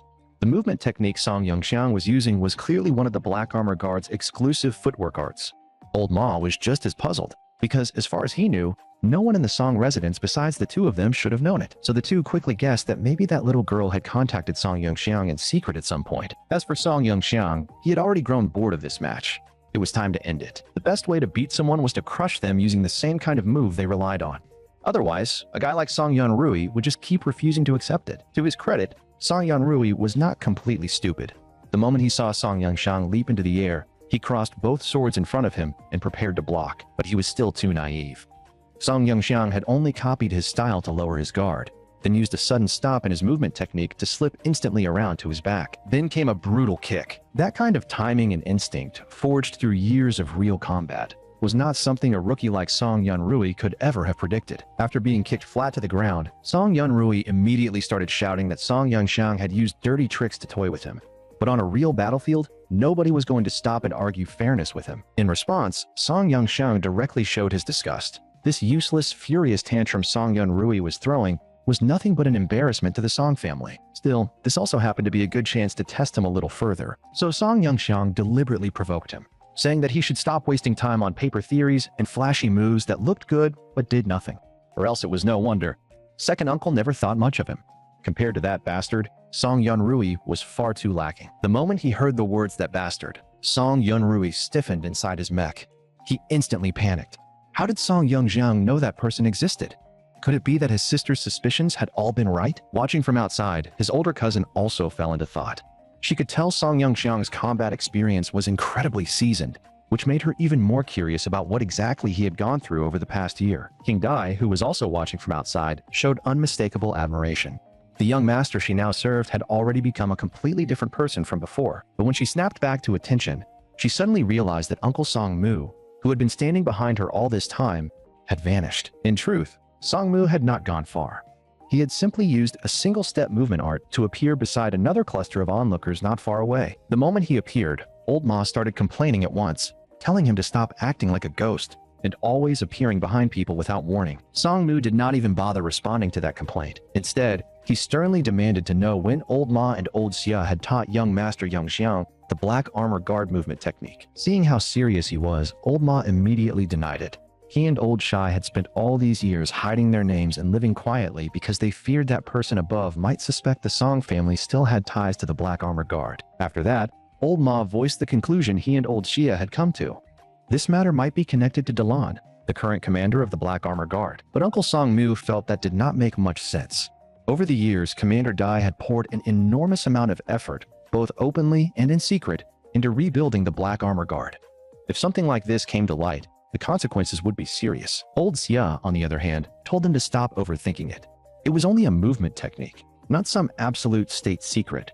As the son of Third Master, it was not strange at all for young Master Yongxiang to know a couple of his father's self-created combat arts. At the same time, Song Yongxiang was still probing Song Yunrui for information about the so-called Song family bastard. The moment Song Yunrui heard the word bastard, he visibly froze. He kept denying that he knew anything, but in truth, it seemed he and his sister Song Yongxiu already had some answer in mind. Even so, judging from his reaction, Song Yongxiang still could not tell how much he really knew. If they were talking about a traitor and an illegitimate child, then the most suspicious person was still second Uncle Song Bo, that notorious womanizer. Just as Song Yongxiang was about to press him further, Song Yunrui suddenly burst forward and charged at him. That actually surprised Song Yongxiang a little. The kid's speed and explosive power were both decent. If someone really helped raise his cultivation, he might actually become useful. Seeing Song Yongxiang standing still, Song Yunrui immediately leapt into the air and condensed 2 war blades, sweeping them out in a crossing arc. Then he drove them straight down toward the vital point of Song Yongxiang's mech. Fortunately, what he struck was only an afterimage made of soul power. Otherwise, that blow really could have ended the fight on the spot. Song Yongxiang was starting to get annoyed. The brat really did not know his place. He had been given a chance, and instead of taking it, he went straight for a killing move. If Song Yongxiang had not just dodged with 7 steps upon the stars, he might actually have been hurt. When it came time to answer questions, the kid refused to talk properly. But once they started fighting, every move he made went straight for the kill. Since that was the case, Song Yongxiang could only teach second uncle's son a proper lesson on his behalf. What Song Yongxiang did not know was that the moment he used 7 steps upon the stars, the old men watching from outside were completely stunned. The floating movement technique he used before could still barely be explained away. But once 7 steps upon the stars appeared, it became much harder to explain. Because of that, old Xia immediately suggested that Uncle Song Mu contact Commander D, and Song Mu at once went to consult the old Marquis about what to do next. At the same time, everyone in the banquet hall was also shocked by Song Yongxiang's movement art. He had not even reached heaven rank, yet he could already borrow force in midair. That alone was enough to stun the whole room. Yong'an City Lord Kong Fan was also deeply shaken, because in Song Yongxiang he suddenly saw a trace of Song Lang from back in the day. Old Master Kong, meanwhile, recognized the movement art as one belonging to the Black Armor Guard, and that immediately made him suspect that Song Yongxiang might have some connection to Commander Dai. That only made him more afraid that he might not leave the Song residence alive tonight. Yet even now, what his foolish granddaughter cared about most was how to get the pill back. She clearly had not expected Song Yongxiang to have become this formidable. So now, the only hope she could cling to was that Brother Sun Xia would later bring the White Dragon Gang to help her snatch her grandfather's pill back, and maybe teach Song Yongxiang a lesson while he was at it. While everyone was still focused on the Black Armor Guard movement technique, Song Yongxiang seized the chance and once again pressed Song Yunrui about the Song family bastard. But Song Yunrui's mouth was as stubborn as ever. He even blurted out that Song Yongxiang himself was the bastard. In that case, Song Yongxiang was going to find out today whether Song Yunrui's mouth was harder or his fists were. And while he was at it, he was going to teach everyone present one simple truth. In real life, even arrogance needs strength to back it up. With a single palm strike from Song Yongxiang, Song Yunrui's mech was blasted so hard that the Star Soul construct collapsed on the spot. Song Yunrui himself was sent flying by the shockwave, slammed to the edge of the field, then bounced and crashed back onto the ground. Luckily, he had cultivation protecting him. If it had been an ordinary person, they would have died on the spot. Looking at Song Yunrui sprawled on the ground, Song Yongxiang showed no brotherly softness and stepped right onto him. This question was tied to the Song family's future, so he decided to give Song Yunrui one last chance to think carefully and speak honestly. Meanwhile, far outside Sand Sculpture City in the Lower Domain Nation, the caravan leader from earlier and the young man under him had somehow survived right beneath the nose of the god-rank beast. Before hiding deeper in the desert, the two of them had seen that god-rank creature spit out a pile of something nearby before it left. When they finally climbed down into that crater, they found a mass of mysterious red crystals inside. And within those crystals, there seemed to be a person sealed inside. Were these remains shed by a god-rank being, or something even stranger? Back at the Song residence, Song Yunrui, pinned under Song Yongxiang's foot, was naturally still unconvinced. What he could not understand was why Song Yongxiang cared so much about information on that bastard. He clearly felt he needed to go back and discuss it with his sister first. From the look in his eyes, Song Yongxiang could tell he was still hiding the truth. Since he refused to talk now, the only option was to let the shadow guards keep investigating. In the end, they were still family. Song Yunrui might be no match for him, but humiliating him too far would only make things harder down the line. So Song Yongxiang withdrew the isolation arrays around them. There was no longer any reason to keep the match going. Everyone in the banquet hall was stunned that Song Yongxiang had won so easily. The strength he had just shown was on a completely different level from the Song Yongxiang they remembered. The old Marquis was secretly delighted as well. After this fight, no one in the Song family would likely dare look down on Song Yongxiang again. At the same time, Uncle Song Mu used a flash step and returned to stand behind the headmaid King Dai. The moment she saw him, King Dai reported that a maid had been sneaking around in the tree opposite them, secretly watching the entire match. Song Mu immediately identified her as the probationary maid who had been transferred in from the outer courtyard. Even so, he told King Dai not to alert her yet. He guessed that young Master Yongxiang had already made arrangements on his side. And sure enough, that probationary maid really had been hiding in the trees outside the central courtyard, watching the entire fight. She had also written everything she observed about Song Yongxiang into a report journal meant for Milan Nation. What she did not know was how many of her own people that information would end up killing later. And farther away, hidden in a tower, was little Zissou, whom Song Yongxiang had stationed there the whole time. Ever since receiving Song Yongxiang's order that morning, Zissou had been secretly tailing that probationary maid. The only problem was that the information the maid recorded was pretty ridiculous.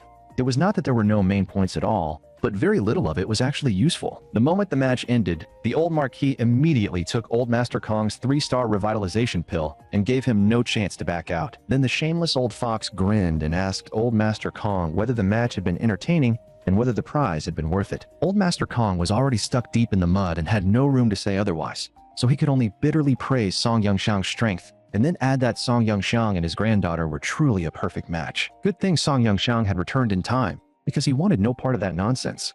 He was definitely not suited for that precious two-faced girl from the Kong family. The moment Song Yongxiang returned, Kong Xingxin also put on a fake smile and praised him a few times. But inside, she was furious. At this point, the Kong family's lost face and lost pill would probably have to be recovered by that good brother she kept under her skirt. Holding the 3-star revitalization pill in his hand, the old Marquis smiled and told him that he probably wouldn't be needing it anymore, so he would just keep the gift for him. Song Yongxiang naturally had no interest in a pill of that level. Taking low-grade pills like that always left behind pill toxins in the body. Besides, it was not as if he lacked better ones. That was the moment Old Master Kong was truly shaken. He had spent a fortune to get a single low-grade revitalization pill, yet Song Yongxiang casually produced an entire bottle of top-grade ones. To him, that was even more frightening than Song Yongxiang's strength. The moment that bottle appeared, every woman present was stunned. Right after that, their eyes all turned toward the old Marquis. After all, who would not want a top-grade revitalization pill that could restore some lost youth? At the same time, an ordinary maid entered the banquet hall and said she had something to report to the chief steward. Earlier, the old Marquis had ordered the servants to help search for the pill Old Master Kong had accidentally dropped, and it just so happened that this maid had found it. So now it was being returned to its owner. The moment he heard his pill had been recovered, Old Master Kong hurried over to check whether it was intact. But after seeing those top-grade revitalization pills, his own strength pill no longer looked nearly as precious. Just moments ago, it had been his life-saving trump card. Now it felt almost worthless by comparison. Uncle Song Mu immediately praised the maid for returning what she found and told her to go to the treasury and receive an extra reward. Seeing that, Song Yongxiang proposed that he be the one to provide the reward. Someone that honest deserved to be rewarded properly. Still, since the maid had no cultivation at all, he guessed her natural aptitude was probably poor. By chance, Song Yongxiang happened to have 2 pills on hand. The red one was a jade skin pill, which could make the skin fair and flawless as jade. The blue one was a spirit seed pill, which could grant cultivation aptitude even to an ordinary person. Beauty or strength, the choice was hers. The moment Song Yongxiang finished explaining their effects, the banquet hall erupted again. The women's eyes were almost all locked onto the jade skin pill, while the men's attention was fixed on the spirit seed pill. To them, either choice was a priceless treasure. To test the maid a little more, Song Yongxiang added on purpose that if she could not decide right away, he could always convert it into a cash reward instead. But the instant she heard the words cash reward, the maid dropped to her knees without hesitation and loudly declared that she chose strength. Seeing that, Song Yongxiang came to a quiet conclusion. This maid probably had a story of her own hidden behind her. But helping people with stories like that had always suited Song Yongxiang's temperament, and as time later proved, that little impulse of his ended up giving the Eastern continent a truly formidable, legendary female general. After that little duel-related episode ended, everyone returned to eating, drinking, and making merry. The banquet continued through several more lively rounds of drinks. Only Song Yunrui, who had been defeated by Song Yongxiang, never returned to the table. It seemed Song Yongxiang had gone a little too hard on that cousin of his this time, and later on he would probably need to find a chance to talk things out with him. Someone else who behaved similarly was Kong Xingxin. She claimed she was not feeling well and left the banquet early. After that, however, neither side brought up the marriage contract again. The rest of the banquet passed in outward harmony, even though everyone clearly had their own thoughts and plans. It was only when the old Marquis finally grew tired that he officially declared the Song family banquet over, and everyone gradually dispersed. Song Yongxiang had only been home for 1 day, and already so many things had happened. As for what strange mess would come next, even he could not say. Right now, all he wanted was to return to the eastern courtyard and get some proper sleep. But just then, Song Yongxiang suddenly sensed a familiar aura rushing straight toward him at high speed. So who exactly was coming? He immediately told Ajin and Aga to go bring the person over first. Song Yongxiang had no intention of finally lying down to rest, only to be dragged back up to deal with trouble. Very soon, the sound of fighting came from not far away. The person getting beaten kept shouting that it was all a misunderstanding, and that he had not even made a move. After Jin and Aga finished their friendly exchange, Song Yangxiang finally realized that the person who had come was actually Old Master Kong. This old man could not really have thought that, just because he was heaven rank, he could sneak back in and steal the pill, right? If he wanted it that badly, he could have just asked. Song Yangxiang could even have had it delivered to his door. But before Song Yangxiang could finish mocking him, Old Master Kong dropped to his knees with a thud and shouted that from this day forward he was willing to be Song Yangxiang's dog. That instantly left Song Yangxiang at a loss. In truth, not long after the Song family banquet had ended, Kong Jing and Kong Fan had already privately discussed things once. Old Master Kong blamed everything that happened tonight on the fact that he had underestimated the Song family too much beforehand. Before coming here, he had never imagined that the Eastern Courtyard alone hid several heaven-rank experts. Hearing his father say that, Kong Fan was completely dumbstruck. With his cultivation, he simply had no way of perceiving any of that earlier. After tonight's events, Old Master Kong fully realized that all of the old intelligence on the Song family had probably been wrong. Back then, after the sudden death of the late Emperor of Tiandu, Grand Tutor Zhang, the imperial father-in-law, pushed for the 8 generals' imperial selection, while the 4 great families of Tiandu City had all long since chosen their own sides among the princes. But after the battle at the Imperial Mausoleum, every side suffered massive losses, and 4 of the princes who joined the fight died there. Otherwise, the Northern Suppression King would never have had the chance to reap the final benefit. After that battle, the Zhang family was exterminated, while the Song family was branded with the crime of slaughtering the imperial bloodline and forced to withdraw to the borderlands. Later, it was even said that the Grand Empress Dowager from the Song family in the palace had turned against them and severed ties completely. But after everything he saw tonight, Old Master Kong suddenly formed a new suspicion.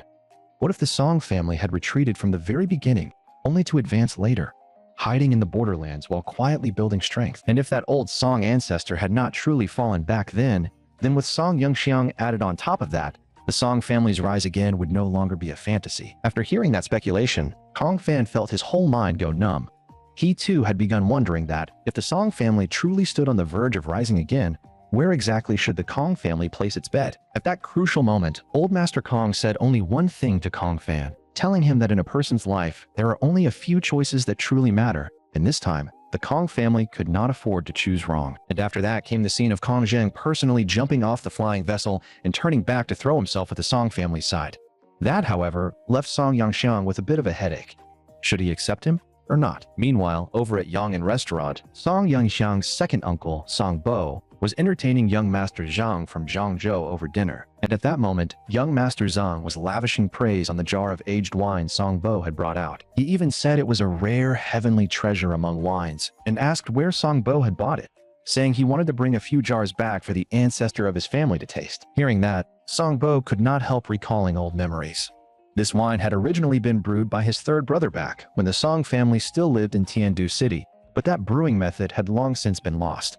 The wine brought out tonight was all old stock left from those years. Over the years, Song Bo had only ever been willing to open one of these jars when he met someone he truly respected. After hearing that, young Master Zhang first expressed repeated regret, then immediately kept telling the steward to fill his cup again and again. That made Song Bo's heart ache, because every jar of that wine really was one less jar left in the world. Just then, second uncle's assistant stepped forward and informed him that Madame had sent word urging him to return home at once. At the same time, concubine Zhao had also sent the same message, and both women said they had important matters to discuss with him. After hearing that, young Master Zhang told second uncle to go handle things at home first. After all, the deal between the Zhang family and the Song family had already been discussed almost to the end. Second uncle then left with 2 subordinates. The man on his left was Zhang Xiao, executive assistant to the president of Mushui Group. The woman on his right was called Maidai, a Taihe mercenary who also served as second uncle's personal bodyguard. On the way back, second uncle instructed Maidai to strengthen security over the next few days and secretly ensure the safety of the Zhang family's second young master. He had a feeling that the Zhang family's eldest young master would likely make a move soon. After arranging the business matters, second uncle finally asked about the situation at home. He could not understand why both of his wives were in such a hurry to call him back tonight. In truth, the assistant had already learned during the dinner gathering that Song Yunrui had suffered a crushing defeat at Song Yangxiang's hands, and that was exactly what the first madam wanted to discuss with second uncle. The moment he heard this, second uncle flew into a rage and snapped that if that useless son had lost, then he had lost. What was there even to discuss? Zhang Zhao then reminded him that madam's concern was not about winning, losing, or saving face. She wanted to discuss whether second uncle should personally go to the Eastern Courtyard and apologize to Song Yangxiang. Hearing that, second uncle immediately understood.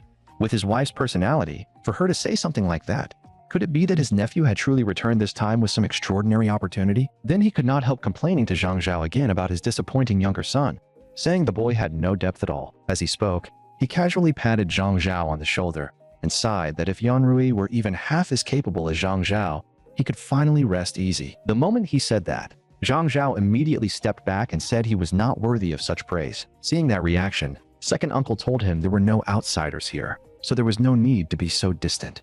He even added that, in the future, he would find a way to bring the two brothers back into the Song family and restore their proper roots. Hearing that promise, Zhang Zhao immediately said that the two brothers wanted nothing more than to fulfill their mother's dying wish someday. At this point, second uncle no longer intended to keep hiding the truth. He admitted directly that, when it came to their mother, the Song family had indeed wronged her. Meanwhile, at the Iron Wall Army garrison southeast of Yang'an City, Song Yongxiang's first uncle was still working late, reviewing military affairs large and small. While he was handling official business, Captain Zhang Mu came to request an audience. He had received a letter that evening from the Shishui Nation side of the Southern Wasteland Joint Defense Line. In the letter, General Liu said they had a batch of newly mass-produced Star Soul constructs that would soon pass through Tiandu Nation territory on the way to the Southern Wasteland Desert for live combat testing, and they now needed First Uncle's approval to proceed. After learning the details of their personnel and equipment, First Uncle approved the request very quickly. However, he also told Zhang Mu that 2 squads had to be arranged to secretly escort them, and, most importantly, the entire matter had to be handled in complete secrecy. After receiving the order, Zhang Mu immediately said he would make the arrangements and then turned to leave the commander's main tent. Right after that, First Uncle's personal chef asked in confusion why they had to come all the way into Tiandu Nation territory to test new units. Was the Shishui Nation really not worried about leaking information? In response, First Uncle explained that alliances between nations were often delicate. Only by maintaining a certain balance of strength and letting the other side clearly see, it could long-term stability and harmony be preserved. This was not the first time such an arrangement had been made. Meanwhile, back at the Song residence, Song Yongxiang was genuinely a little surprised by Old Master Kong's kneeling surrender, so he asked Kong Jing whether he had truly weighed all the pros and cons in his heart. To make such a major decision in a single night, he must have received some kind of heavy shock. Inwardly, Kong Jing was miserable, but he could not possibly say it out loud, because he knew very well that, if he did not make this choice, those few figures behind Song Yongxiang could take his life in his sleep at any moment. So all he could do was put on a sincere face and say that the Kong family had always obeyed the Song family from past to present. If the Song family did not despise him, then he, Kong Zheng, was even willing to enter the Song residence as a servant. In truth, Kong Zheng did not actually want to lower himself like that the moment he opened his mouth. But when even heaven-rank experts in the Song residence could only serve as gate attendants and maids like King Dai and the others, what right did a newly advanced heaven rank like him have to ask for anything more? Seeing how pitiful he looked, Song Yongxiang told him to stand up and speak first. No matter what, Kong Zheng was still an elder among the people here, so some dignity had to be left to him. But since Kong Zheng had just said himself that he was willing to serve the Song residents with absolute loyalty, Song Yongxiang really did happen to think of a task he could assign to him. The moment he heard that Song Yongxiang had a task for him, Kong Zheng actually dropped to his knees again and hurriedly swore that as long as it was something Song Yongxiang ordered, he would give it everything he had. In Song Yongxiang's memory, aside from the Kong family, there should still be 4 other family ancestors in Yang'an City whose cultivation was stuck at peak Earth rank. And the task Song Yongxiang intended to give Kong Zheng was to take these 4 barrier-breaking pills and make a trip on his behalf, helping those old ancestors break through to heaven rank with the power of the pills. The moment Kong Zheng saw the pills in his hand, he was so moved that tears nearly came out. If he had met Song Yongxiang a few years earlier, he never would have had to waste 5 years in bitter closed-door cultivation. But Kong Zheng was not a fool. He quickly realized that Song Yongxiang intended to use these pills to pull those families over and bring them under the Song residence's influence. To push his motivation a little further, Song Yongxiang also laid out a reward on the spot. If Kong Zheng handled this beautifully, then the Heaven Spirit pill in Song Yongxiang's hand would be his prize. After settling that matter, Song Yongxiang brought up something even more important and decided to make it clear that very night, stating that as for the marriage agreement between the Song and Kong families, in his view, it should just be. But before he could finish, Kong Zheng immediately dropped to his knees again and hurriedly declared that he would go right back and send his granddaughter to Song Yongxiang's room. He even said that Kong Jingjin no longer deserved to be Song Yongxiang's proper wife, and that if Song Yongxiang did not mind, she could still serve as a concubine or even just a bedmaid. Song Yongxiang found that impossible to accept. He had only called Kong Zheng over because he wanted the Kong family to come up with a decent reason to cancel the engagement themselves. As for what Kang Jingshin thought, he had no interest in interfering, and even less interest in caring. Hearing that, Kang Jing froze on the spot. He had never imagined that ending the engagement could be made to sound so simple. Still, Song Yangxiang believed Kang Jing was a smart man. Once he went back, he should know what to do without needing further instruction. If the Kang family truly offended the Song residents to the end, then their future prospects would be finished. After understanding Song Yangxiang's meaning, Kang Jing hurriedly promised that he would definitely handle the matter properly. At the same time, Song Yangxiang also told him that he could leave now. Yet even after hearing that, Kang Jing still stood there trembling and did not dare move. After personally experiencing the true strength of the Song residents, Kang Jing still could not believe that Song Yangxiang would let him go back so easily. With that, Song Yangxiang could only remind Kang Jing a little helplessly to leave through the main gate this time. If he ever came back to the Song residence again, he had better stop acting like some wandering martial hero leaping over roofs and walls, because that only made it easier for people to beat him up. After hearing such a direct and sincere answer, Old Master Kong finally relaxed and honestly set off on his way home. As for the decision Song Yangxiang had just made, Uncle Song Mu gave him a serious warning. The Kong family was probably not truly surrendering. Most likely, they were simply afraid of the Song residents using force against them, or else they were trying to place a bet on the Song family and make a political gamble. Ajin expressed almost the same view, and he also reported that after Kang Jingshin slipped away earlier, she had immediately gone to find that brother Sun Xia of hers. After hearing all of that, Aga simply raised 2 fingers sideways across his throat, making his meaning perfectly clear. Tonight's darkness was ideal for wiping out a family. After listening to them, Song Yangxiang quickly calmed the mood and made it clear that things were not at that point yet. The truth was that the decision he had made was always meant to lay the groundwork for what was coming. Before long, Yang'an City would be facing a real war. On that day, millions of ferocious beasts would pour through the walls. Countless civilians would be forced to endure life and death separations in the flames of battle. When that moment came, every extra bit of controllable strength would mean one more spark of hope preserved for the Tiandu nation and for the human race. In the face of national rise and fall, in the face of survival itself, the greater picture had to come first. There was no sense wasting strength on family grudges and petty personal pride. After hearing Song Yangxiang say all of that, King Dai's gaze toward him changed completely. In her eyes, the young master standing before her suddenly seemed far taller than before. Uncle Song Mu, who had watched Song Yangxiang grow up, felt exactly the same. At that moment, in his eyes, Song Yangxiang's back looked more and more like Third Master's had once looked. Of course, Song Yangxiang himself knew perfectly well that those words had partly been for effect.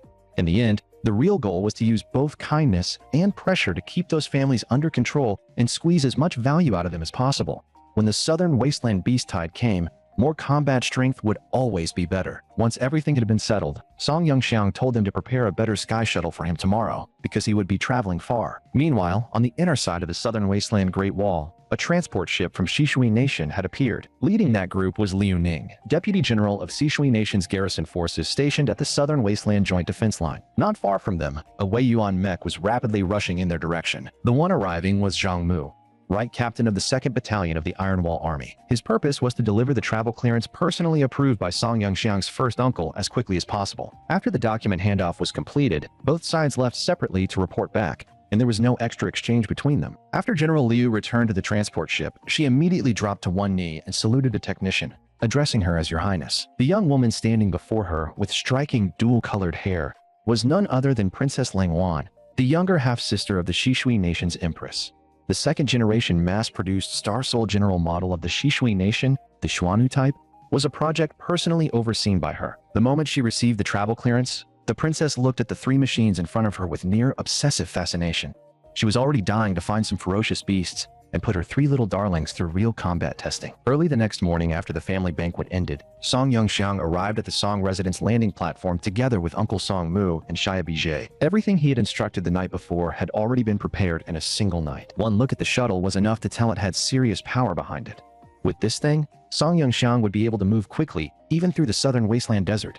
And beyond the performance, they had even matched the shuttle's color scheme to the clothes he usually wore. It had to be said, the old hands in the family were incredibly efficient when it came to getting things done. Still, because the preparation time had been short, old Xia wanted to personally fine-tune it one more time before letting Song Yangxiang use it, just to make sure nothing could go wrong. That part did not really need to trouble old Xia too much. Song Yangxiang himself had plenty of experience when it came to mechanical tuning, so he could just check it personally later. Before either of them could react, Song Yangxiang had already taken control of the shuttle and shot off. heading straight toward the southern wasteland desert. Both Uncle Song-mu and King Dai, the head maid, were visibly worried about that. Originally, they had wanted to assign several shadow guards and a few maids to accompany Song Yongxiang on the trip, but Song Yongxiang had already considered their concerns. Compared to traveling with others, moving alone gave him much more freedom and flexibility, which was why he chose not to bring anyone along. More importantly, Uncle Song-mu and King Dai had a far more critical task to handle, one that would directly affect the future of both the Song family and Yong'an City. The storage talismans Song Yongxiang had just handed them were filled with cultivation pills. Over the next stretch of time, he needed the two of them to select promising candidates from the Song family's maid corps and shadow guards and do everything possible to cultivate more high-level combat strength. Only then did they truly realize that Song Yongxiang's strength had already gone far beyond what it once was.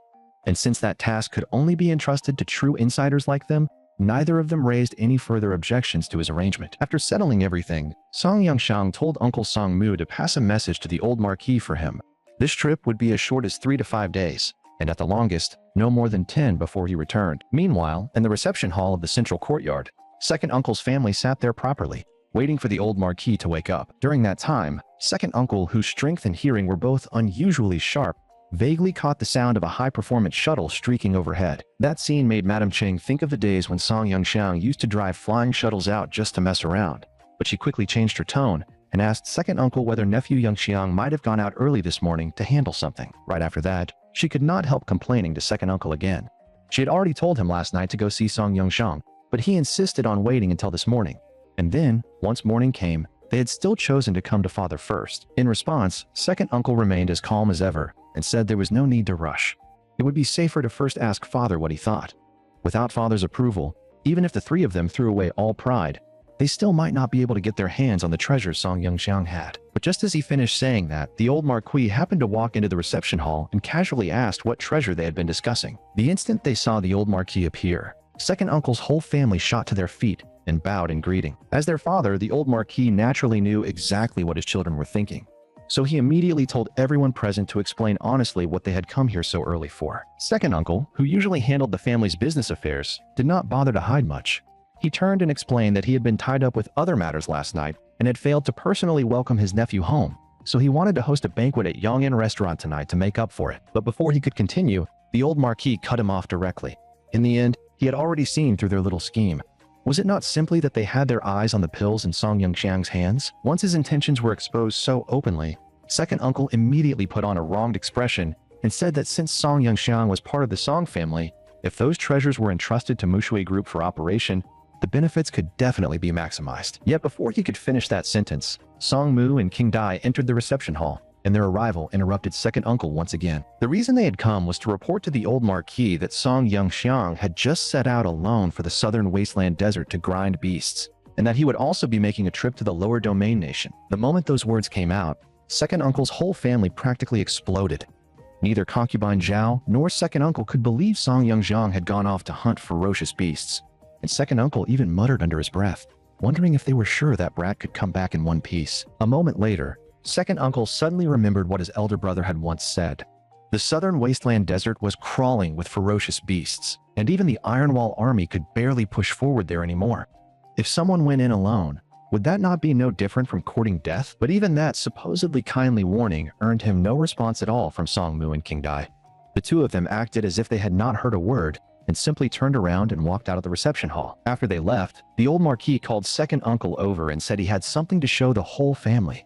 Once they saw it, they could decide for themselves whether they still wanted to keep eyeing the treasures in Song Yongxiang's hands. As the footage started playing, the once quiet reception hall quickly filled with nothing but the stunned outbursts of Second Uncle's family. Meanwhile, Song Yongxiang was already flying at high speed on his sky shuttle. It had to be said, once Uncle Abe had tuned it personally, the thing really did perform on a different level. Just as he was enjoying the ride, a snow-white transport ship suddenly cut across the side of his otherwise straight flight path, and the passengers inside that ship also noticed Song Yongxiang outside piloting a shuttle. The moment their eyes met, Song Yongxiang was already wondering why a transport ship from Sishui Nation would appear inside the Iron Wall Army's defense zone. The princess inside, on the other hand, was much more interested in his piloting skill, but just as she was about to praise him, Song Yongxiang slammed the throttle and vanished right in front of them. That immediately made Princess Ling Huan sigh that the Tiandu nation really was a land full of hidden dragons and crouching tigers. You could run into an expert just about anywhere. Then she jokingly added that, If the Shishui Nation military were not made up entirely of women, she would have loved to drag Song Yongxiang over there and make him help her test all sorts of her little darlings. On the fourth day after Song Yongxiang set out for the southern wasteland desert, a transport ship from Nanzhou Mecha Martial Academy arrived at the Song residence. The first person to step off was none other than Su, the half-saint, one of the famed three swords of Nanzhou. Across all of the Tiandu nation, Song Yongxiang was probably the only person who could get him to personally escort a shipment. Coming with him was Cheng Yi, Song Yongxiang's former assistant instructor.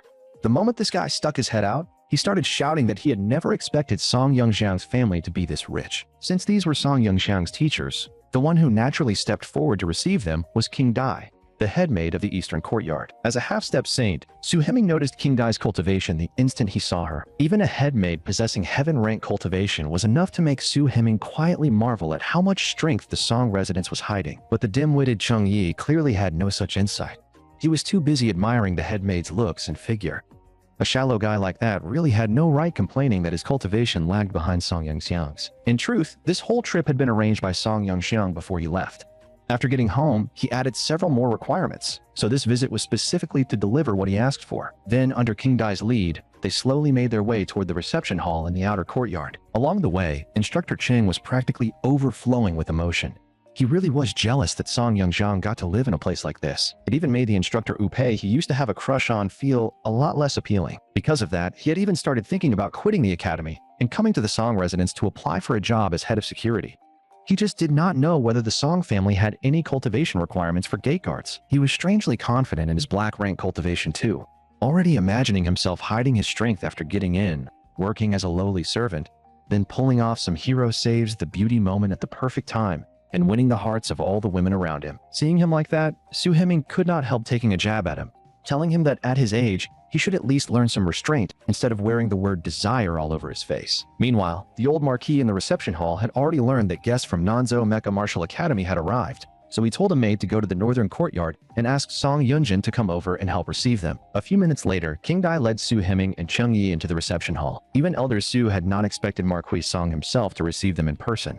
The level of courtesy actually left him a little flattered. The moment Su Heming stepped in, the old marquis immediately recognized him as Su the half-saint, the foremost of Nanzhou's three swords, and he and Uncle Song Mu both stepped forward to greet him with the highest level of formality. In response, Elder Su said modestly that in front of Marquis Song, who would dare call himself a half-saint? The moment those words came out, Cheng Yi's brain practically stopped working. If even the famous Su the half-saint did not dare claim that title in front of the old marquis, then just how strong was the old marquis really? After everyone had taken their seats, the old marquis even deliberately put on a stern face and said that Song Yongxiang had no sense of propriety at all, daring to trouble Elder Su into personally delivering goods for him, and that he would definitely give the boy a proper lecture when he got back. Hearing that, Elder Su quickly stepped in for Song Yongxiang and explained that this trip had been his own initiative and had nothing to do with Song Yongxiang, so the old marquis should not take it to heart. Just as they finished speaking, Song Yunjin also arrived at the reception hall. The old marquis then explained to her that the reason she had been called over was because the new type unit Song Yongxiang had asked the academy to build also included a badge for her Scarlet Luan army. But before the old marquise could even formally introduce the guests, Cheng Yi had already lost control of his thoughts again and started spiraling into nonsense in his own head. Seeing that look on his face, Elder Su immediately cut in and told him to mind his image and quickly show everyone the goods they had brought. Cheng Yi then hurriedly opened the portable cargo case. Inside were the specially modified Wei Yuan units rushed out, according to Song Yongxiang's design plans. The first batch, 30 units in total, had been delivered to the Song residence for now. At the same time, over in the southern wasteland desert, a one-sided slaughter was playing out, with ferocious beast corpses scattered everywhere. Against this level of low-tier beasts, Song Yongxiang could not even be bothered to get serious. A casual slash was enough to kill them. After cutting them down, he also did not forget to dig out the spatial crystals from their bodies. These colorful crystals really did look a little gaudy, but there was no denying that storing resources like this came with a certain shamelessly rich kind of flair. Thinking it over, he had probably killed a little too many beasts these past few days. Right now, taking out 1/10 of the pile would already be enough to exchange for the medicinal ingredients, while another portion could be kept for upgrading and strengthening the mass-produced units. As for the rest, selling them for money would not be a bad deal either. But beyond all that, there was even better news. After several straight days of fighting, Song Yongxiang's early-stage Earth-rank cultivation had finally been completely stabilized. Since that was the case, before heading to Sand Sculpture City, he might as well push himself all the way to late-stage Earth rank first. What Song Yongxiang did not expect was that the moment he broke through to late-stage Earth rank, those beasts would seize the chance to surround him from all sides. From the looks of it, they clearly wanted to tear him apart alive. Fortunately, before making his breakthrough, Song Yongxiang had already set up 3 layers of defensive formations in advance. 4 symbols, 6 harmonies, and primordial unity. Even if there really were heaven-rank beasts among them, breaking through his formations by force would still take quite some time. Then, with a thunderous boom, a streak of blue lightning crashed down from the sky, and with that heavenly phenomenon descending, Song Yongxiang's breakthrough into late-stage Earth rank was officially complete. On top of that, he could clearly feel that his current state was at least 3 times stronger than in his previous life. At this rate, once he stepped into Saint rank in the future, his combat power might surpass his past self by 5 times, maybe even 10. Just as Song Yongxiang was checking his condition, a ferocious roar dragged him straight back to reality. Those trash mobs had spent an entire day trying and still could not break a single heaven-rank defensive formation. They were weak to an almost embarrassing degree. Still, since so many materials had delivered themselves to his door, there was no reason not to accept the gift. The instant Song Yongxiang dismissed all the formations, the surrounding beasts rushed him at once. If it had been any other Star Soul Master, they probably would not even have had the chance to resist. But who was Song Yongxiang? He was Song Yongxiang, the genius of the Yong'an Marquis Manor of the Tiandu Nation. If he actually died to a bunch of low-tier beasts like these, then the Tiandu Nation would have bigger things to worry about. In the middle of the fight, Song Yongxiang suddenly had an idea and ordered the Star-Lord system to copy 2 more of Lu Bu's exclusive weapons, the Skybreaker Claws. With his current strength, he could now barely start using some heaven-rank combat techniques. So this was the perfect chance to test just how powerful Lu Bu's armament could become when fused with heaven-rank skills. As he swung forward with force, a heaven-rank combat technique, Skybreaker Wild Dance, erupted instantly. The power of that move was far beyond what these low-tier beasts could withstand. Once the soul power storm swept through, only scattered remains were left behind. Even Song Yongxiang himself was a little surprised by the result.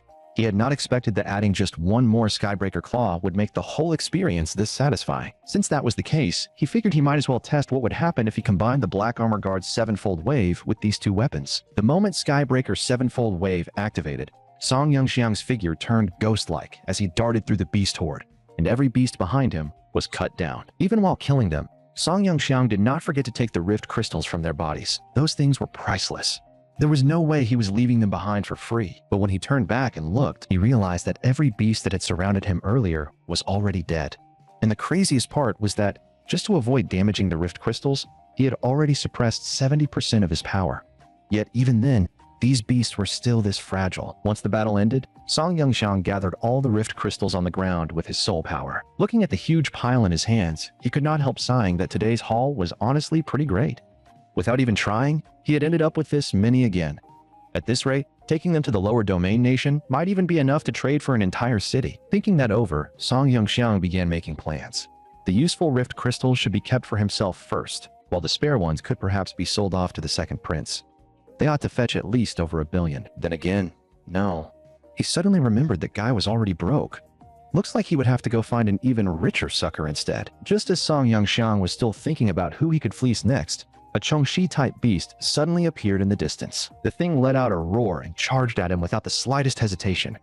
Judging from the way it sounded, it was practically saying that unless Song Yongxiang killed it today, nobody was leaving alive. Such enthusiasm really did make it hard for Song Yongxiang to turn it down. Since that was the case, he decided to use this chance to go all out once and see just how strong his full power strike had become. With an explosive boom, that heaven-rank Kong-Kui-type beast was killed on the spot in a single hit. The beast probably never even figured out what had happened before it died. Thinking back, not long ago, Song Yongxiang still had to rely on little tricks and a bitter struggle when dealing with heaven-rank beasts. But now, under his full strength, something at this level had become as fragile as paper. That alone made him far more confident about the city defense battle to come. On top of that, the core crystals inside Heaven Rank Beast were excellent materials for strengthening mass-produced units. If he got the chance, he definitely ought to collect more. Unfortunately, the southern wasteland desert remained outside communication range, so Song Yongxiang could not receive any news from the Song residents. For now, he still had no idea whether Principal Gu and the others had successfully delivered the mass-produced machines. Without noticing it, he had already stayed here for 5 full days. By now, time was starting to get tight, so he needed to head for Sand Sculpture City and settle the real business first. Third Great Uncle was still waiting for him to bring back the medicine after all. The only problem was that his current position was still very far from the city, and he had no idea whether the Star-Lord system had finished constructing Sao Rin yet. If he could use Sao Rin's flight abilities, the speed would be several times faster than a sky shuttle. Meanwhile, 100 miles outside Sand Sculpture City, the site of that god-rank remnant had already been surrounded by the major families of the Lower Domain Nation. Large numbers of soldiers had also been stationed around it day and night. Not far from the enclosure, a long-haired young man suddenly said that he could clearly sense a god-rank aura inside those crystals. Then he turned back and confidently told the bald man beside him that the Huyan family was determined to obtain this god-rank remnant. If they got their hands on it, the family ancestor might be able to take another step forward. That high-spirited young man was none other than Huyan Singh, young master of the Huyan clan in the Lower Domain Nation. The bald man beside him was Huyan Fa, protector of the Huyan family. Also arriving by yacht with them was Mai Jin, the first-in-line heir of the Mai family. At the moment, that god-rank remnant was under the control of the Mai family. Because of that, Huyan Singh took the initiative to speak with Mai Jin, saying that as long as he worked with the Huyan family, Mai Jin definitely would not be the one losing out. Mai Jin naturally caught the meaning hidden in those words, and his interest in cooperating with the Huyan family began to grow. Meanwhile, inside a tavern in Sand Sculpture City, a white-haired man stood upstairs and coldly watched the auction of demonkin slave maids taking place below. At the sight of it, Lan Kun, who was himself half demonkin, could barely keep his emotions under control.